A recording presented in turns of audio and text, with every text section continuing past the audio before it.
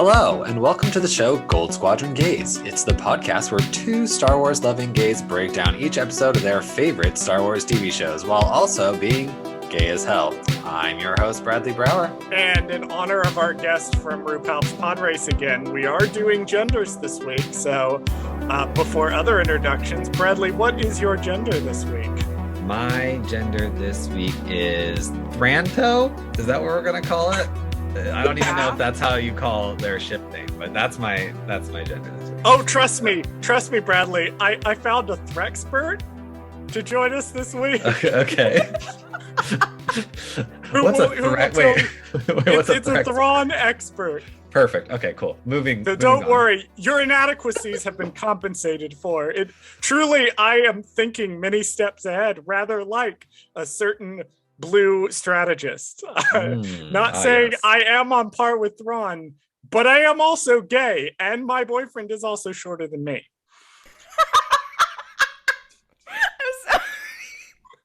We're off to a great start. I'm your other host, Charles Rogers, and my gender this week does not come from Thrawn. It comes from a certain point of view, which I have been reading, and it is the credo of Gold Squadron. You fly your run and hit what you can, which I feel adequately describes both how I live my life and how we record these episodes. Stop. Hi, I'm Klaudia. I'm one of the co-hosts of RuPalp's Podrace. My pronouns are she, her. You can find me on social media at Klaudia says, K-A-L-U-D-I-A says. My gender this week is, because this is a Thrawn episode, it is Thranto canon in the Lego dub. There's about 7 layers you need to understand that, but I get this. Why do I understand this entire joke? Sadly. I understand this entire joke. I hate that Bradley's at the Zoom call. Like, what the fuck are you? All right. Let me break this down. Okay, first of all, I have a set of earrings. I forget who the TikTok creator is who makes these, but you can get like Star Wars Lego earrings, and she has Thrawn ones, and I have the Thrawn Lego earrings, and I'm not wearing them today, but it's very sad. And that made me think, oh, when am I gonna get Lego Thranto? And then this is the connection. This is where the 7 hops my brain went through. Is that people have been talking about how in the Lego Skywalker Saga game, they made Finn Poe canon because they had Finn jump out of Rose's arms and into Poe's arms, and everyone was like, "Ugh, canon." And then there's a scene where Luke is in Obi-Wan's like hut at the beginning of A New Hope, and there's a like a painting on the wall that's just like a picture of Obi-Wan and Cody celebrating with all the clones behind them, and they're like, oh. And so everyone has been like Finn Poe and Cody Wan canon in Lego. So that's been like a whole thing. But then the joke everyone has been making, and this has now become a meme that people use for everything, is canon in the X dub. Now, this is where Supernatural comes in, unfortunately. Here we go. What? Hi, I am also the co-host of a mystery Spotcast, a rewatch of Supernatural, so that no one ever has to watch that show, because you shouldn't watch it, ever. We will tell you what happens. We will suffer through it again. So anyway, if you didn't know, Supernatural is known as the greatest queer bait of all time. Yes. In the greatest twist of all time, they did actually make the stupid little angel gay. But then they immediately sent him to super hell after he said, "I love you" to another man. And it's quite possibly it was the craziest day possibly of my life. I was working in news in the, during the 2020 election, and then found out Destiel was canon, so it was a lot for me. What happened, but then what occurred was that Dean never says "I love you" back, whatever.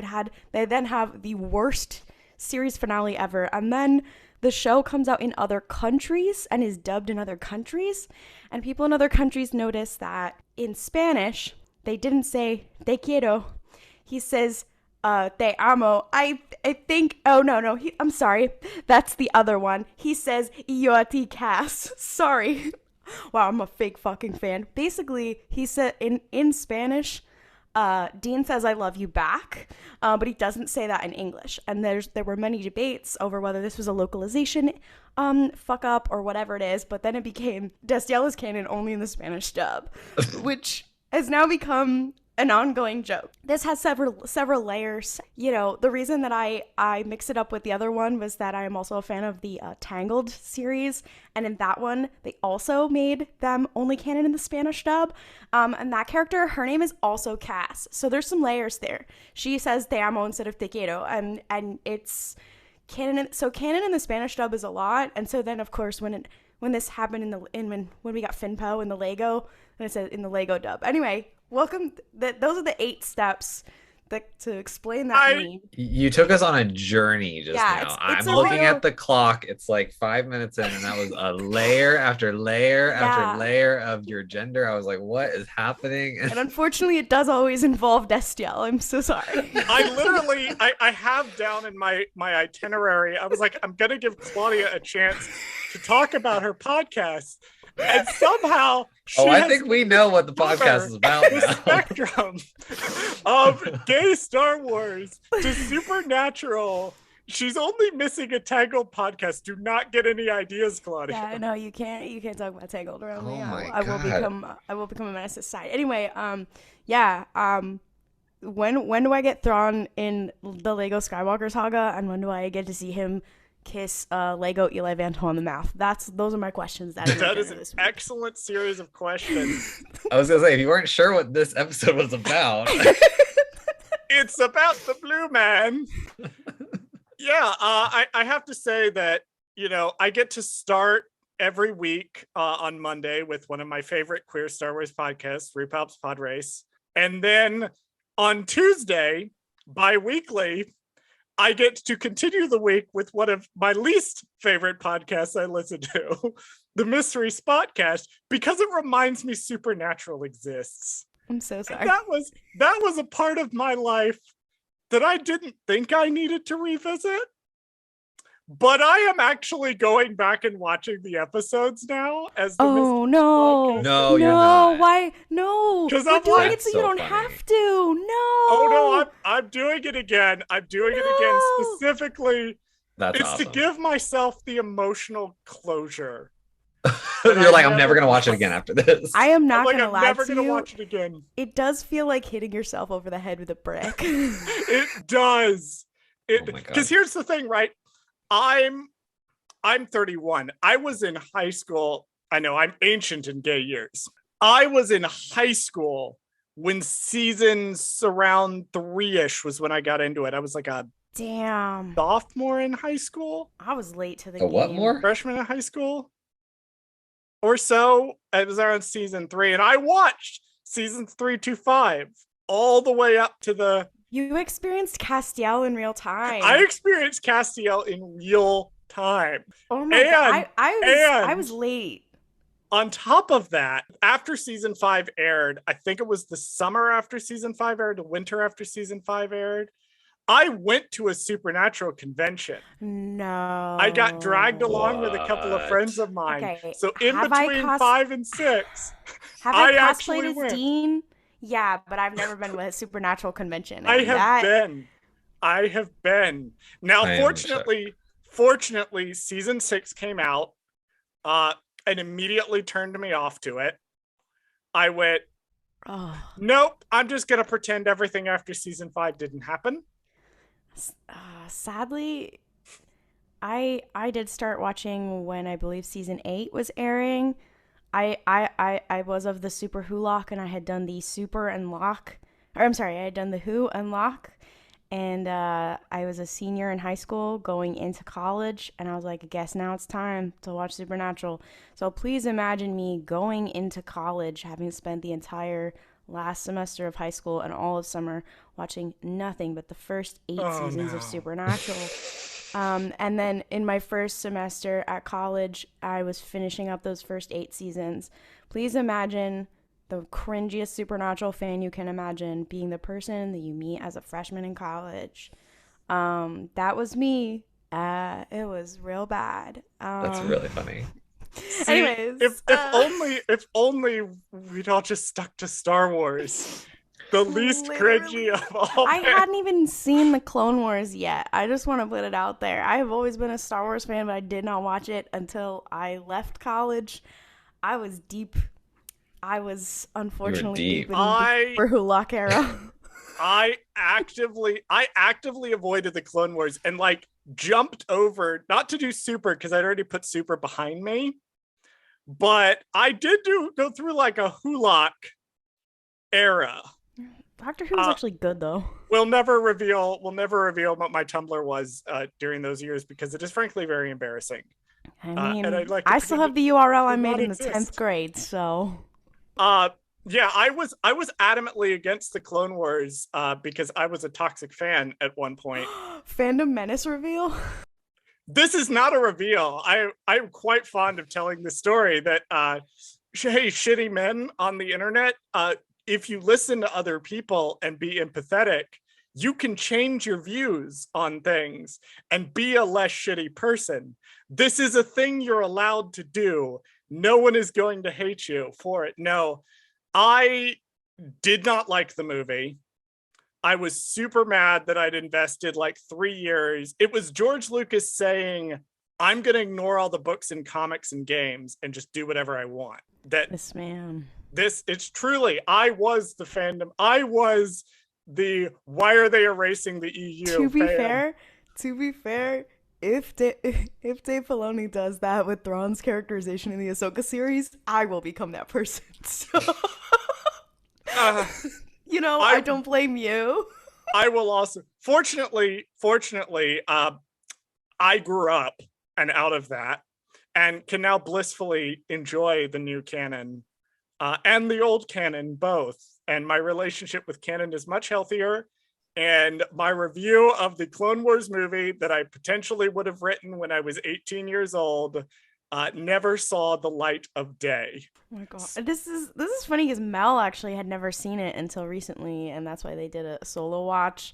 Because Mel had seen the whole Clone Wars, but had never seen the movie, and it was very funny. I listened to them do their live commentary with Ollie, and it was very funny because it was like, oh, there's some people who've never seen it. Like, that is strange. We are in this weird era of people who just haven't seen the prequels. That's not something they either A, care about, or B, they just were too young, I guess, which is so weird to say, too young to have seen it. Yeah, welcome to passing the age of 25, Bradley, whose age I actually know. But it's like The Force Awakens. That's their Star Wars. It's just weird. I just did a whole episode with Mel and with Noah, who are both 21 years old, and I had to realize in real time that they are older. They are younger than the existence of Weird Al Yankovic's The Saga Begins, and that was really hard for me. I listened to that episode, and I specifically remember you stating that line. I was walking from my office to the Starbucks, and you brought that up. And I stopped walking. For like a second. I was like, this is a lot. But fun fact about me actually is like one of the first EU books that I ever read that got me into like the expanded universe. And Klaudia, you can't see this because of my angle, but I actually have like all of my EU books on like a bookshelf behind me. Not this top rack. This is the High Republic, where it belongs on the top. I was like, oh my god, on the highest one. Haha, that's so funny. But was actually Outbound Flight, which was for real was one of the first EU novels I picked up and read.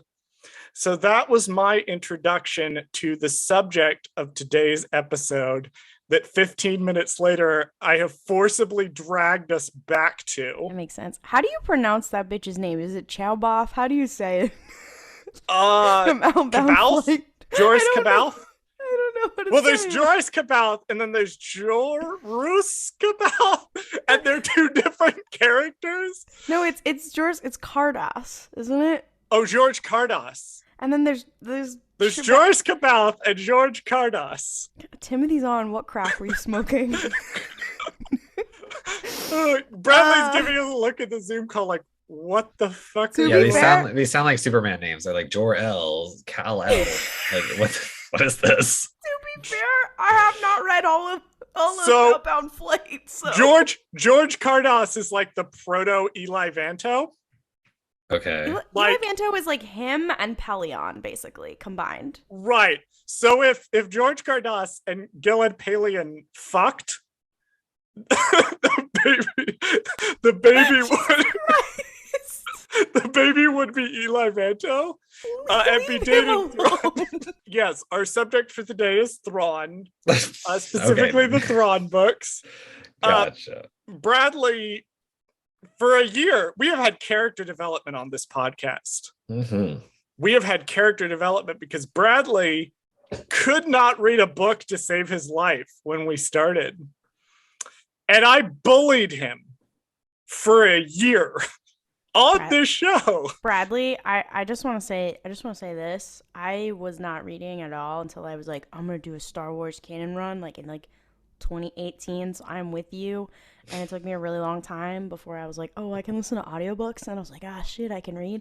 And I'm not. We got him. And I'm not going to fuck with you though. Right now, I'm trying to read Alphabet Squadron. I'm not loving it, but that's my personal opinion, whatever. However, this is the second time I have tried to read it. The first time I tried to listen to it in 2020, and I'm reading it now and I'm realizing I don't remember any of it. So you struggling to read or whatever, I understand. I will preface with I'm not even kidding you. Like when I was in, I want to say 6th grade or something, that was like the prime of my reading skill. Like I used to read books like in a fucking day because that was what you did back then. Like people were like, if you don't read it, you're not gonna know what's gonna happen, and everybody else in the class is gonna fucking tell you, whatever happens in all these fucking stupid ass books. And I was like, well, I'm gonna read this fucking Harry Potter book in like one day. I'm gonna read this fucking Twilight book in like one day. And I'm like, and I didn't even like the books. 6 maximum ride books to get through. Come on, let's go. Yeah, I know. I'm literally, it was so funny. And literally, I will tell you, once I got to high school, I genuinely stopped reading books, and unless they were for class, which fuck, those books, every single book that you ever read in class is stupid. And I never read them. I always read the summary online. And I still read this explains many things. Because it just was so boring to me, most of these books. And so it turned me off to reading for such a long time. I didn't read all through college, and literally, honestly, it was the beginning of this year, basically. So January is when I kind of started doing the audiobooks. And I enjoy it when I'm driving in the car and I can listen to the audiobook, or if I'm sitting in my room and I'm doing, cleaning or whatever, I can listen to the book. It's so fucking nice to just kind of do it. But what's funny is I listen to it at a sped up speed, which I think is probably 1.75 times. Yeah, plow same. Through that bitch. So I listen to the books at a rapid speed because my brain processes faster, I guess. Like when I read it faster, like if I sit down and read something like word for word, I have to go back and reread the same paragraph over again because I feel like I missed something or I get confused or whatever. And so when I listen to it at a higher speed, I can process the information much faster. Yeah. And I'm just like, oh yeah. I would say also, I like one thing, because I was kind of like you where I was a really, really avid reader, and I read all through high school, but then I hit college, and not only did I burn out, but I did a lot of things like that involved reading, whatever, for in college and whatever. So I could barely do my homework, so I just stopped reading. And then because I was a Tumblr bitch, I got real into audio fiction podcasts. So that's like kind of where, other than television, that's kind of where I went. And so I wasn't reading a lot. And then, so like I never had considered audiobooks until then when I wanted to read the Star Wars books, I was like, oh, I'm going to check them out from the library and read the actual book. And I started plowing through them, but it was still a thing. I had to go to the library to get it or whatever. And then I was like, oh, I can just listen to these as audiobooks. I can plow through this shit. But the thing that really made it click for me, and that's something that, like, I'm in this Star Wars book Facebook group on Facebook, and it's something else. But just in general, like, for some of these Star Wars books especially, or for just like, I know people on TikTok have been complaining about like, oh, I tried to read Dune or something or whatever, like, and we're talking about Thrawn today. This is very big with Thrawn as well, where there's all these like weird fucking plot points and battles and shit where you're like, I don't understand what's going on. The thing I love about audiobooks is that you can just kind of listen to it and let it wash over you, and it's okay. And like, you're gonna absorb the parts that are important. And you don't have to be sitting there looking at the page like, oh fuck, I don't understand, I gotta go back, who was that, I don't know, whatever. You're just listening and you're like, I don't fucking remember who that is. Anyway, like, keep it pushing. I'm like, and if it's good writing, which Timothy Zahn is, you'll be fine. You're fine. 100%. And especially with Star Wars books, like, I'm Gucci, I'm whatever. I'm like, sometimes if I'm engaging with like Chiss Twitter or something, whatever, I'm like, I don't fucking remember what the fuck that was or whatever. Like, that's the only time like that it's gonna get me or whatever. But it really has like helped my enjoyment of books overall, is that I can just like let the entertainment wash over me and then go and then not worry about like, am I understanding it? Is it whatever? I'm like, I'm just letting the story hit me. And I think that's a big thing that I've seen a lot of people like complain about online or whatever. And they're like, it's hard, it's whatever. I'm like, you're thinking too hard. Just read it. Just either read it or listen to it or whatever, and see what you glean from it. It's not that deep. It's fine. Yeah, I also got a little phone game addiction, because I can't listen to them without doing something with my hands, or else I can't pay attention. So I have a Candy Crush addiction. What ended up happening, because Bradley, I kind of bullied you half as a joke. Right. But like, there was an understanding that, yeah, Bradley just genuinely has tried reading these books and didn't enjoy it very much. And what happened was, so I have what we call around these parts High Republic brain rot. So true. So true. Like, it is the brain worms that have infested in my brain. And because I'm obsessed with the books, I started listening to the audiobooks. Oh, they're so those. Slay. And that's when I started mentioning to Bradley, hey, maybe it would be better if you got into the audiobooks. Maybe this would be easier for you. And he was telling me, no, not really feeling it. Have you listened to our Book of Boba episode that Mel was on? No, I have not yet. I'm very That is fair. This will be the second time in as many weeks that I've told this story, because I told the story on Divas Unleashed, but it's easily the shadiest bitch thing that Bradley has ever done to me. So I'm over here recommending these audiobooks to Bradley. And he's like, which one did you read first, Bradley? Was it Light of the Jedi or Thrawn? I read Thrawn and Light of the Jedi kind of back to back. Okay. That's quite the so mix. he goes and reads Thrawn and then Light of the Jedi.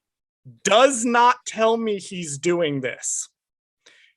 We record multiple episodes of Gold Squadron Gaze where I talk about the High Republic. Listeners, a peek behind the curtain. Our video is on when we record these. We can see each other's faces. Bradley is sitting here stone-assed poker face. I'm sitting here making jokes about Lorna D. And then being like, Bradley, you have no idea what I'm talking about, but it's fine. Stone face like he is right now in the Zoom call. Just waits until 2 days before the episode Mel is going to be on. Sends me a message, is like, hey, by the way, I read Light of the Jedi. I listened to it on audiobook. I'm like, God fucking damn it, Bradley. Are you kidding me? Damn, that's I was so like, cool. okay, breathe. Mel also has High Republic brain rot. Yeah, Mel is the fine, person we can talk about it with them. We can talk about it with them. Yeah. Then this motherfucker waits until we are live. We are literally recording, and I make a comment like, oh, you really should try Thrawn now because I really think you'd like it. And he goes, yeah, I know I'd like it. And you know how I know I'd like it? Because I've already read it. Damn, that's... I'm like, Mel, that's a Thrawn move. Mel said it's giving exactly. Marky on Row. And I'm like, damn, they are right. I can't even fault him for this. It's like the perfect revenge to a year of bullying. To be fair, I was the last person in RuPalp's to read the High Republic. They all bullied me because I was trying to like catch up on. I've been doing a canon run for a while, and I was doing like the main run of the comics and stuff, and I was like mid doing that, so I was like, I can't like stop and go back to the High Republic. I got to get to a stopping place and whatever, and I was like doing a lot of shit, and so then it got to like November of last year, and then I was like, fine, I'll do it. And then I speed ran all of it. And they were like, oh, finally, you're here. I was like, sorry. Right. Join us in hell. Yeah, I was like, Bradley, how the fuck do you mentally how do you do Thrawn and Light of the Jedi at the same time? That's so much.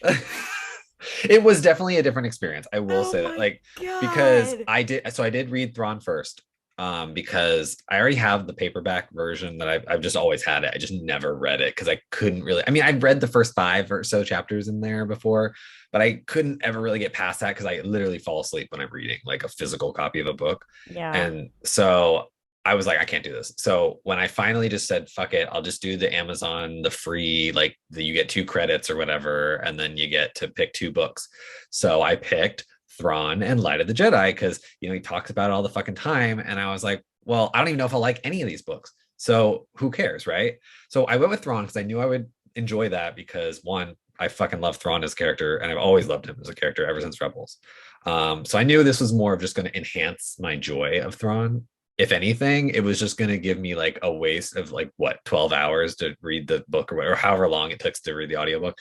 And I read it and I was like, wow, this is really good. It's like Sherlock Holmes in space and it's amazing or whatever. But then it was like, okay, that was fun. And I'll talk to him about that soon. But now I need to read this stupid book about fucking prequel of the prequels.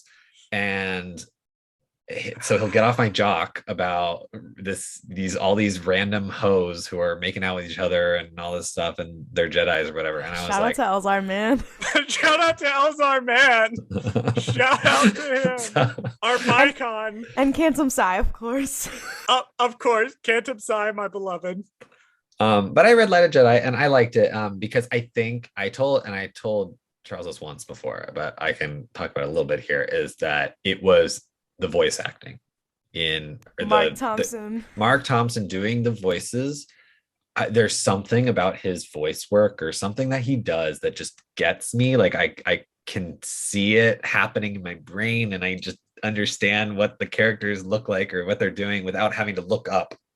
Oh, what is this species of, you know, whatever. Like I visually I can just see what they look like. I don't have to look up the concept art. I don't have to do any of that stuff. So yeah, especially with the Thrawn books, because you have so many different like species of characters, especially in the Ascendancy books, which you haven't read yet.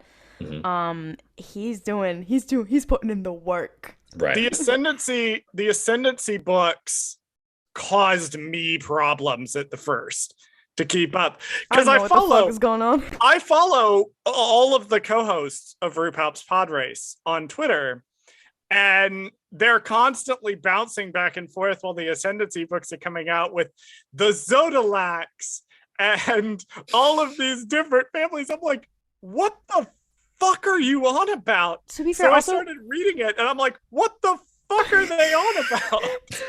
To be fair, also when you read the audiobooks, I don't know how anything is spelled, and I don't know how, like, I know how it's pronounced, but like I don't know how anything is spelled or whatever. So then I had to connect like what they're saying on Tumblr and on Twitter to like what's in the I was like, oh, that's how you spell the Podrace? I didn't know that. Like, there's a like, it's rough in here. I'm like, oh, that's how you spell Zaina. Shit. Oh my lord. Shit. Yeah, I read them at the same time. It was great. 30 minutes into the episode, that's as good a segue as any. Right. To my second bullet point. Bradley, what did you think of, we're going to do all 3 books today, but I want to ask, what did you think of the first Thrawn novel? Specifically, the gay romance between Eli Vanto and Mitt Thrawn Naruto. Okay. So here's my issue.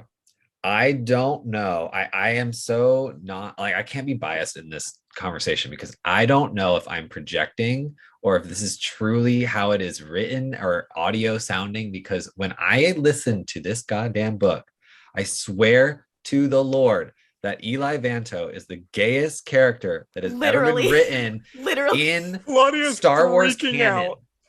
Other than Luke Skywalker himself. Genuinely though. Heir to the Jedi, my enemy, you did not happen. I legitimately, I made a TikTok about this a while ago. I was like, Timothy Zhan, how could you simultaneously straight wash Luke Skywalker, but then create the character of Eli Vanto and write the love story of with Thrawn and Eli that you did. Like, Yeah. did you just like start hanging out with a lot of gay people? Like, what happened? So Heir to the Jedi is a canon novel. It wasn't written by Timothy Zahn, but it's the one single, because it was a Legends novel that they repurposed. This is a sidebar. I'm thinking of Heir to the Empire. Heir to the Empire and Heir to the Jedi I have read, and that book, I hate that book. I have read that one. Look, Luke Skywalker was 19 years old and he made a mistake. It's okay. Absolutely. Fine. Absolutely. It's fine. He figured it out later in life. I struggle to explain to people who haven't read Thrawn. I know that it's easy to look at Thranto fans and be like, they're reading into it. You need to understand, this book is written like a romance novel. Here's my definitive proof. Number one, I have a friend who, the way that we are about Star Wars, she is about like Sherlock Holmes lore, like all the different adaptations, whatever. And I said to her, I was like, listen, you don't have to know anything about Star Wars. I'm sure you've just seen the movies, whatever. I need you to read this book. You just read Thrawn 2017. I just need you to read this, and I need you to give you my thoughts. Is it a good Sherlock Holmes adaptation? Is it just Sherlock Holmes in space? Is it as gay as I think it is? I just need your objective opinion. Please read this. She was like, really? I was like, just read it. Just read it. Whatever. She comes back to me and she's like, wow, this really is a Sherlock Holmes adaptation. Like, there's definitely, like, there are specific references, like, with the art and, like, all this kind of stuff, whatever. And then she was like, oh, yeah, and it is definitely as gay as the gayest. And then she starts talking about shit that I don't know, and, like, and, you know, different parts of the Sherlock Holmes canon of adaptation and the gayishness of it as it goes on, whatever. And I was like, so we've got that going for us. Just whatever. Like, she is completely on board with Thranto. She doesn't know jack shit about Star Wars, whatever, but she's like, this is as gay as Sherlock Holmes has always been, and whatever. And I'm like, okay, wonderful, amazing. And then I decided, because I was like, maybe I'm crazy. I thought the same fucking thing that you did. I was like, maybe I'm fucking crazy, right? Yeah. Sometimes I check out if you go on Libby and you check out Thrawn 2017 and they have like you just get the sample. The sample's like, I don't know, the first 2 chapters, whatever, which also, those are the first 2 chapters make me feel fucking insane, because that's like, it's the equivalent of like a meet cute from a romance novel. I mean, other than like the whole part on the planet or whatever, but like other than that, there's a lot of stuff in there where you're like the way that he introduces it, and he's like, it's very Jane Austen. So here, so I took quotes from that and I put it on TikTok, and I was like, okay, can someone please get this to romance novel TikTok? You don't need to know anything about Star Wars. I need your objective opinion. Please read this and tell me, am I fucking crazy? Does this read like the introduction of a romantic interest? I have to know. And people were like, oh yeah, absolutely. And I was like, okay, I'm not fucking crazy. You're not insane. It really does. Like, when it opens with him being like, he thought his life was gonna go one way, and then he was like, and then his life was like forever changed when I met this one man, Eli Vanto. I'm like, and you wrote that in your fucking diary? You wrote that in your fucking diary about your... wrote that in your diary that you gave to Eli at the end of the book. Yeah, here's the other piece, and especially when you read the Ascendancy books, this is the other... So it's really funny that you guys asked me on to do this, because I have a friend who wrote a Din Luke fan fiction that literally changed the way I think about the Force and Star Wars. Whether or not you like Din Luke, this fic was like fucking crazy bananas. She's a really good writer, but I finally got her to read the Thrawn books, and she has been live texting me as she goes through and being like, oh, you were right, it is as gay as I thought it was. You're not crazy. Everyone has this realization. She's been like sending me stuff, and she finally got to the Ascendancy books, and the whole time I've been telling her, and I'm like, here's the thing, the more you learn about Thrawn, the more, like, even when Eli isn't there, the more them being together makes sense. There's parallels, there's whatever. And then she starts reading the other books, and she's live texting me things, and she's like, oh my God, even the Ascendancy, it all comes. I'm like, exactly. So it's you're not alone in this. And you're not crazy. And thank God. I've been on a kick recently because I've not been doing a necessarily like a canon run beginning to end. I've just been reading everything I can get my hands on, because my job that I've been working for the past year that's about to end has afforded me a lot of free time to do it. And I don't know what my next job is going to be. So I'm frantically trying to finish reading all these novels. But my other big kick is I've been trying to go back and read a bunch of like gay literature that's come out recently, gay YA. Shout out to Red, White, and Royal Blue. That was the one that I read on the plane that I said I was going to mention in the first book episode. Just the hospital scene. Thank you, authors who have actually watched a Star Wars movie and comprehend the plot instead of just throwing the reference in there. Amazing. Bless you for that. I have not read a novel that reaches the level of sheer romance that is it. Thrawn 2017. You hold my life in your hand. What the fuck? Oh my God, Bradley.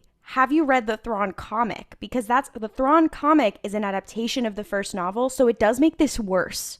Because you finally do get to see Eli Vanto's face, and let me tell you, the Thrawn it makes it gayer. Like, oh my God! Now I'm gonna have to go to the bookstore and buy the graphic novel because I just need to see all this stuff. You get to see Eli Vanto's beautiful little face, and it's really great. And their height difference, and also him throwing him to the side when they pops out the bush. Oh my and God. when they pop out of the bush and start fighting people, they're just so cute. It's drawn very well. The comic makes it gayer. Like, they do cut my favorite scene out though, which did make me a little bit annoyed when I finally got around to reading the comic. Yeah, like it's an adaptation. It is definitely an adaptation, and the biggest thing that you lose is that like kind of first person quality. And this was the thing I was gonna say before was like that I forgot that I was trying to say was that like this first book is so different from the other books because in the whole trilogy. In the whole first trilogy, whatever, it is from Thrawn's point of view. Like you're always getting his little observations, whatever. But this is the only one that's in the first person because he's writing a diary, and the rest of them are not. And then you also and then you feel the real stark difference when you read the Ascendancy books, which are they are all about society and how they perceive Thrawn, and it's never from his point of view. But this first one is literally his diary, and that's what makes it even gayer because it's like this isn't how the author describes. This is how he sees Eli and records it in his supposedly like notes that he's supposed to be sending to his boss Arlani. Like he's like, here's my little diary. Let's address that twist real fast because Bradley, I want to get your take on the twist at the end because it hit me. I'm obviously a Legends fan. It took me a long time to get a significant other. Let's just put it that way. Mm-hmm. When I read the book, I knew Thrawn's backstory. In Legends, he genuinely is exiled from the Chiss Ascendancy for doing the preemptive strikes. Okay. Like that actually happens. And when I read Thrawn, I was like, okay, they're doing the same backstory. Like the first 2 chapters is literally the same scene from Legends, except this like little gay cowboy is there now. Right. Which, okay, I mean, most scenes can be improved by you adding a little gay cowboy to them. Star Wars is immensely improved by adding Eli Vanto. I will say though, when I first started reading the book before I started listening to the audiobook, I had no idea that he was supposed to be like country or what. I just knew he was from like whatever Outer Rim. When I heard him speak when Mark Thompson first did his Southern voice or whatever he did, I was so shocked. I was like, did they just make this about a gay little kid from the South? Like, what is happening? Yeah. Like, you are projecting. Here's the other piece. Here's the other piece, though. Here's the other thing. And this is, a lot of times I talk about how Kalazeb is furry space dust steel. But however, why? Thranto, unfortunately, it is Venom, and here's why. Track with me here. If you know anything about Venom lore, you know that the symbiote Yes, go on. Okay, so I'm curious. So if you know anything about Venom lore, you know that the symbiote is kind of like an outcast from his culture. And so people have made jokes of like, oh, like he's the weirdo because he likes humans or whatever. Like he's weird because he's a human. He's the equivalent of a monster fucker for his people, the symbiote. And he's kind of an outcast in that sort of way. And obviously we know Eddie Brock is also kind of an outcast and also a monster fucker, and that's like kind of their thing. That's Thranto also. But here's the other piece, and you will learn this when you read the Ascendancy books, and here's where it comes in. Thrawn is also a country boy. He is also from a backwater Chiss Ascendancy planet. He's also from a backwater Chiss Ascendancy planet. They are both country boys, actually. It's like they're made for each other or something. Made for each other. They are both country boys, and they are both little outcasts that then get made fun of for being monster fuckers. So there's just, anyway, they are venom.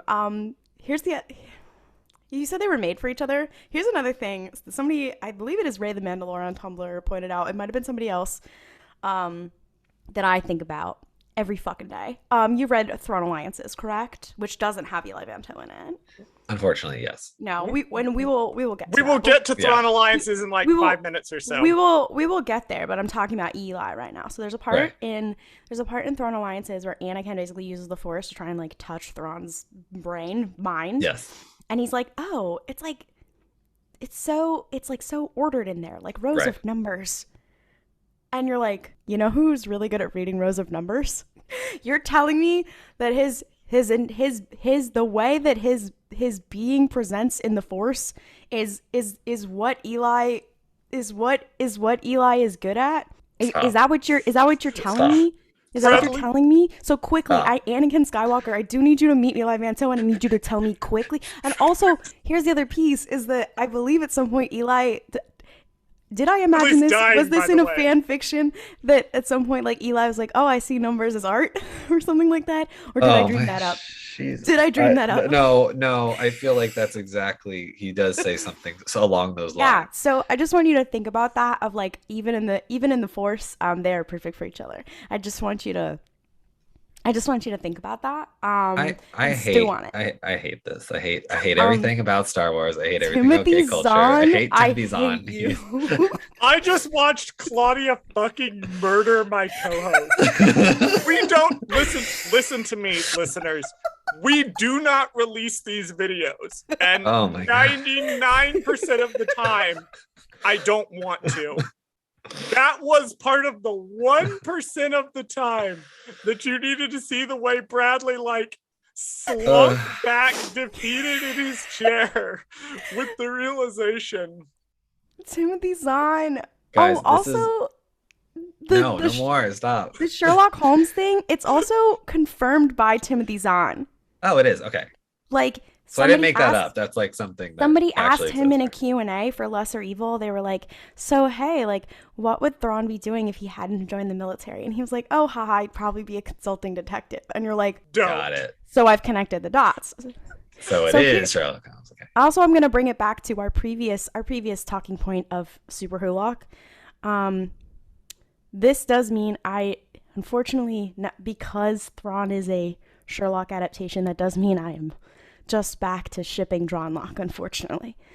It just means I'm just back to square zero. So we're all just back there. It's okay. I have a great deal of empathy for people that have suffered the way you have. I personally avoided that. However, because I figured out very quickly that Stephen Moffat, big on that queer baiting. I never thought it was gonna happen. I wasn't stupid. I just was. Unfortunately, my burning, fiery, passionate hatred for Stephen Moffat actually has nothing to do with Sherlock. But that is a topic for another podcast. Because if I start talking about Dracula, God. Anyway, Screaming Citadel was an interesting comic. Oh my God! Somehow tried to claw us back to Star Wars. No, I was gonna say Timothy Zahn found beating up Stephen Moffat behind a Denny's. Did nothing wrong, acquitted of all charges. Timothy Zahn, you are my best friend. Every witness was like, "Damn, he deserved it though." Get his ass. Get his ass. I want to ask you, Bradley, this is my final question for Thrawn before we move on to Thrawn Alliances. Did your perception of Thrawn as a character change over the course of this book when you reconciled it together with Rebels? Yes. To the quote unquote gay factor, I struggle with Thrawn's sexuality / his expression of feelings, I guess we'll call it, because I don't want to say sexuality necessarily, because I don't know if he necessarily has one. It's so confusing for me because I look at him like I look at Eli Vanto and I think that man is gay as fuck. Like, he loves men, he loves penis. He is a very cisgendered gay man. He's a little twink. He loves muscle daddies. He loves, all shapes and sizes. He loves gay men. Thrawn, on the other hand, because of the whole Sherlock Holmes aspect, the very coded way he talks about things, he doesn't reveal everything until the very end and all that stuff. I just see him as I don't even know if this is correct, gendering / sexual, whatever. Like, I don't even know if this is correct, but I look at him as a very asexual. Like, he does not have intercourse. I think he likes Eli and he loves Eli to an extent, but it's not I want to fuck you. It's more like, I want to take care of you and I will protect you because you're my child. No, you got it right. Okay. You got it right. Here's I'm gonna go a layer deeper here. So okay, go later. Once you read the Ascendancy novels, a lot more of this is gonna make sense. I could go into a whole thing about reconciling his character with Rebels or whatever.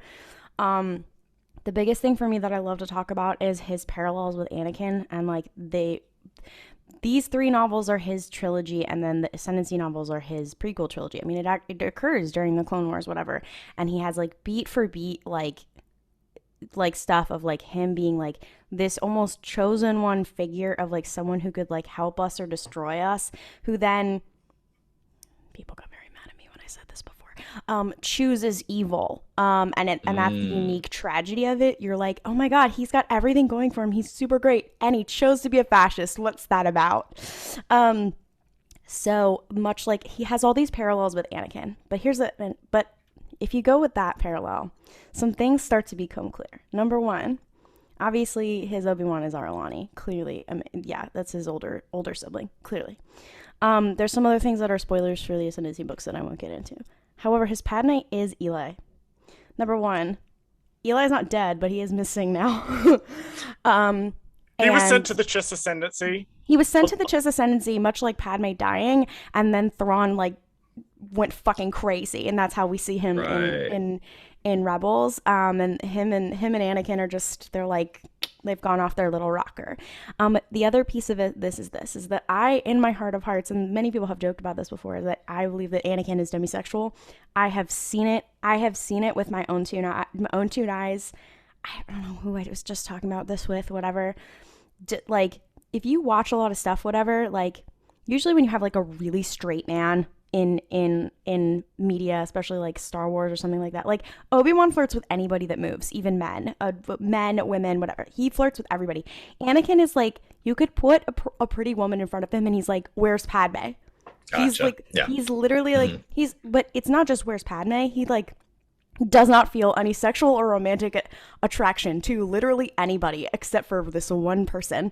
Right. And also, I know why I was thinking about this, because I was thinking about Queen's Hope, and in Queen's Hope they kind of imply that Padme is demisexual as well, where I believe Sabe says something or Padme jokes what Sabe and Padme talk about I don't really fall for people easily, but if I do, it's going to be really hard or something like that. And the way that they talk about stuff, whatever. We'll get you to the Queen's books, Bradley. You're gonna like them a lot. They're very good. But it's very much kind of confirming that for Sabe, and I was that is Anakin, and that's how Anakin's always been, and I truly believe that is what Thrawn is. He was and also having read the Ascendancy books, whatever, he does not show attraction for any woman or man ever. I could go page for page of interactions with men. There are men who like him. Shout out to Samacro. Samacro, the king of, I kind of want to thank him. I kind of want to punch him out. Anyway, but he never he interacts with people a lot the way like he interacts with Eli, in that like he likes to mentor people, but his interactions with Eli are very different than his interactions with other people in that mentoring capacity. Like with Thalius, it's very much of, now some people argue with me because their people ship things, whatever, but like with Thalius, it's very much of like a younger sister kind of vibe and that kind of thing. Like he does not have whatever with Eli, and this also could be colored by the fact that, again, we are seeing it in the first person for Thrawn, versus any other time. Like, we're like, yeah, he doesn't really give a shit half the time, and he's not just coded autistic, he's like canonically autistic. There are so many things in all of these books, in all 6 books, that are like, oh, like at one point there's a literal quote where they're like, he's like, yeah, it's a good thing I didn't go into politics, or his brother's like, yeah, it's a good thing you didn't go into politics. He's like, that's what I'm for, or whatever. And he's like, yeah, I never really got the social intricacies of that or whatever. And you're like, oh, this man is literally autistic. And he very much acknowledges that. And he knows his connecting with people limitations. And it's a problem for him a lot of times. And, except for with Eli. Except for with Eli. And then at the end of this book, he tells a whole thing of how, like, he has had friends before, and very close ones, and people who have risked a lot for him. But it is Eli at the end of this book. Shout out to the Springhawk. Shout out to the Springhawk. Shout out to Samacro. Shout out to my girl Cheery. Shout out to Thalius. Shout out to Arlani. Shout out to Woodrow. Oh my god. Bradley doesn't know any of these people because he hasn't read. Shout out to Woodrow, my literal favorite character in Star Wars. Basically, at the end of this book is when he has the whole thing of like, oh, like Eli taught me about the power of friendship. Like, he literally taught me about the power of friendship, even though he had friends before and he didn't get it, whatever. And I'm like, this man is autistic, number 1. And number 2, I do firmly believe that he is demisexual, just like Anakin. He's like, he has never clocked anybody else in his life. He does not give a shit about romance. He doesn't give a shit about sex. But with Eli, he's like, hold on. This person's special, yeah. Mayhaps I do feel attraction. I don't know what that means. I do feel attraction. I need to immediately send him to the send him away. This is the other piece, though. As he realized that he cared so much about Eli, and also that like Eli being people realizing that Eli is smart is very dangerous for him. He realized that he cared so much about Eli, and that people target him so much that it is dangerous for Eli, and that is the reason that he sent him away. Like that's the thing he does not do for other people. To live with his lesbian sister, his lesbian big sister, and her girlfriend. Her many girl bosses. I do believe they're in some form of polycule. Shout out to Zainda. Yeah. Anyway, that is my. I do believe that Anakin and Thrawn are demisexual. I don't believe that any of them have ever thought about romance or sex in any way until they met one person and were like, wait, hold on. Yeah. And then unfortunately they went, I'm not going to unpack that for myself, and I will choose fascism instead. My hot take is that I agree with you on the fascism thing makes sense, because I have also heard that take from people that are like, well, Thrawn's just a little guy. He's just a little guy. Like, he's done nothing wrong. He's just a little guy, but he's an adult man. He's an adult man who makes choices. And those choices are, you could have gone back to the Chiss ascendancy with Eli Vanto, and you did not. You could have done that. Yeah. The twist at the end is you were loyal to the Chiss the whole time. Well, you could have fucked off back. I will say that the thing that you find out in Thrawn Treason is that like he can't go back, because then that would put his people in danger, because then if he just like fucking leaves with all of the Empire's secrets, Palpatine's really not going to let that happen. And so like that's kind of why he stays, and that's why like him going back, like he fully believed he was going to fucking die. That is why he goes back to Lothal, and he's a little unhinged. Right. And it's funny about, I just, not to really skip ahead to the third book, but like it is, I do believe that Thrawn, you talked about the whole fascism thing, but I think it's a means to an end for him. I don't actually believe that. So you were talking about connecting it with rebels in the books and everything, and this book made me feel like he's putting on this front all the time that like he is never ever he's never been loyal to the Empire, not one bit ever. And I think it's all a facade because it's just a means to an end. And I think the ending of Rebels leads me to believe that like it's almost like a wake-up call for him at the end, because once he gets sucked into space or wherever the fuck they go, we'll find out in Ahsoka. But I think that from then on, he's going to be like, oh, none of that Empire stuff actually mattered. Like I was a little too focused on like what I was doing and all that stuff. And he realizes that he doesn't actually need to do that. He'll fuck off. And honestly, I think Ahsoka looking for him and all this stuff is all like a fake thing. I don't think he's really the evil villain. I think there's somebody else, and that's the whole I thing. I hope to God that's what it is. If they try to make him the real villain, and we like, and No, you did I this don't think for so. what? And Yeah. you did this for fucking what? Yeah. If they reveal that it's him experimenting on Grogu on Mount Tantus, I will be coming to Dave Filoni's door.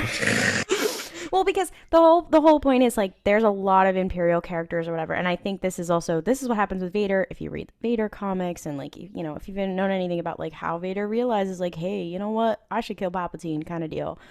You know, his whole thing is realizing like I chose to be a fucking murderer, so you know, for peace and order, and this empire not only doesn't bring peace and order, but is so corrupt and so full of greedy and just ineffectual people. There's a lot of just both Thrawn and Vader just like having shitty coworkers that I think also goes into this. Like Vader comes back from all this shit happening to him and finds out that like Price fucked up his entire project and whatever. Like a lot of it is just like his shitty coworkers. He's like, I have been doing exactly what I think is going to bring peace and order, and in both of them realizing like, oh, maybe this doesn't bring peace and order, but they realized it a little too late and did commit a bit too many war crimes on the way. Too much. Yeah.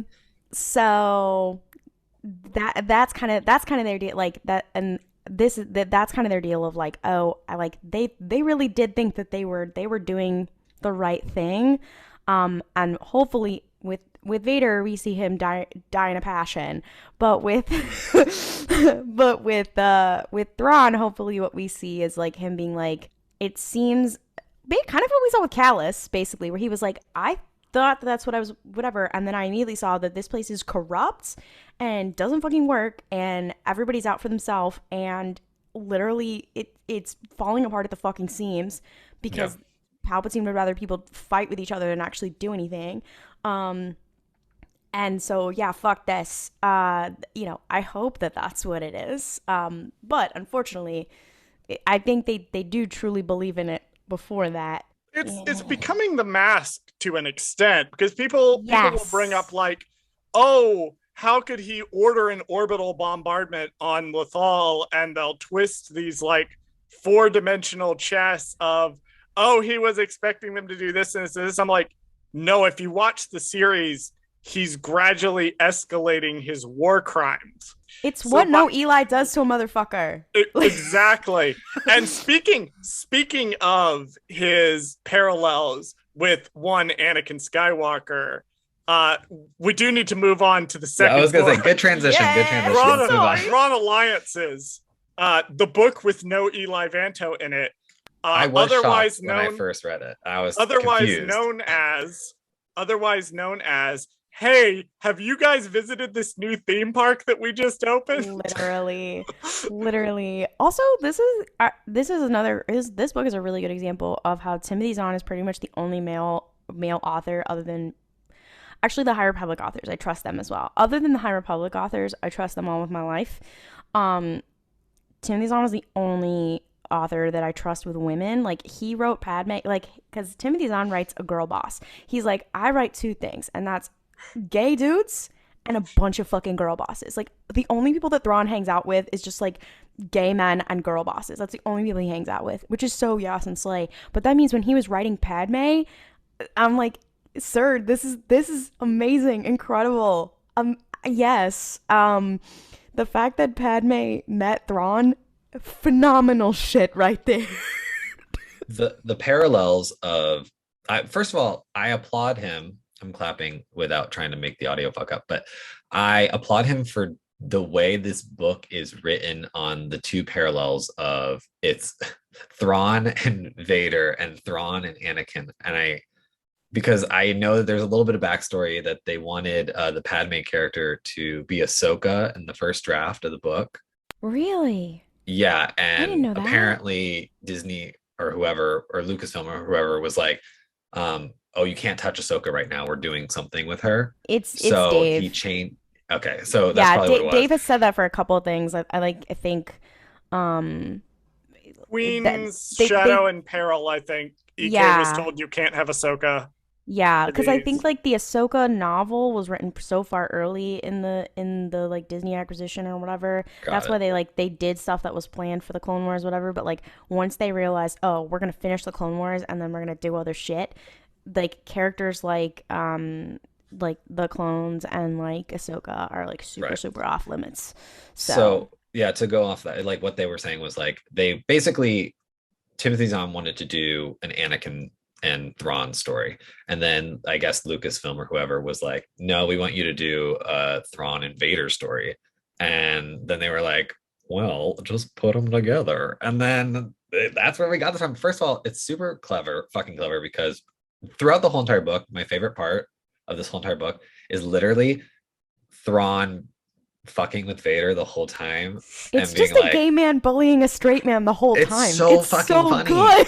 It's just so funny because he's like, well, I met this guy Anakin one time and he said this, so it's funny that you are doing this right now because it reminds me so much of him. I just want to say this one thing to you because we can't spoil it for you. I cannot. Blood leaking out of my mouth from the When degree you to which I'm biting my tongue right when now. you read the because half this book occurs during the Clone Wars era, which is also when the Yeah. Ascendancy books comes out, Mhm. you will find out some things about the event. It does overlap with the events that happen here in this book. Oh, interesting. You are gonna scream, cry, and throw up. You're gonna be dying laughing at the two dimensions of what is happening here. But There's also, there's a major element that I literally had to go on Wikipedia and read through because it's been a hot minute since I've read these books.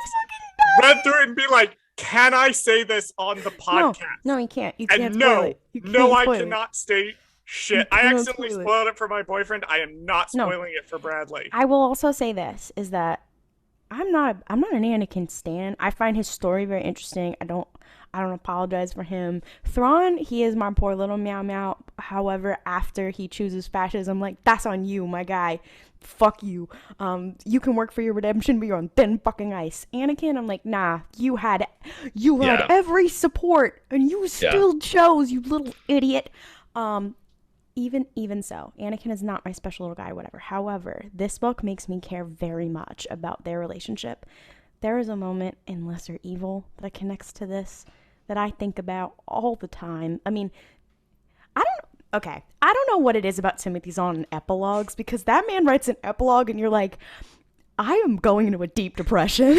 Because like this book is just them like bullying each other and there's like action and there's like all this shit going on, whatever. And then he writes this epilogue where you're like, they genuinely care about each other as friends. And you're like, oh my God, what the fuck? Man, I'm in pain. The events of the current Darth Vader run would not presently be occurring if he had Thrawn to talk to. Yeah. Thrawn, not to spoil these because I'm going to be very vague, Thrawn would have figured this person out that is the main antagonist of all the overarching comics right now. Yeah. Thrawn would have figured her out. This is why Thrawn had to go away. He's too smart. He would have Please, been like, she "No, would have recruited Vader." him. She would have recruited him, or she would have recruited him, and then he would have been like, "Hey, you want to go to the Chisasendi?" Actually, Not the Chisasendi. No, he would have tried to send her to the Chisasendi, and she probably would have gone, "Can they help me, kill spoiler?" Literally, it is a good thing that he was sent away because that is exactly what would have happened. That's what he needed. That's what he was looking for. If he'd hung out just a little while longer, he could have taken that whole girl boss squad and just moved it to the Chiss Ascendancy and been like, oh man, okay, there's your leverage. Go kill spoiler.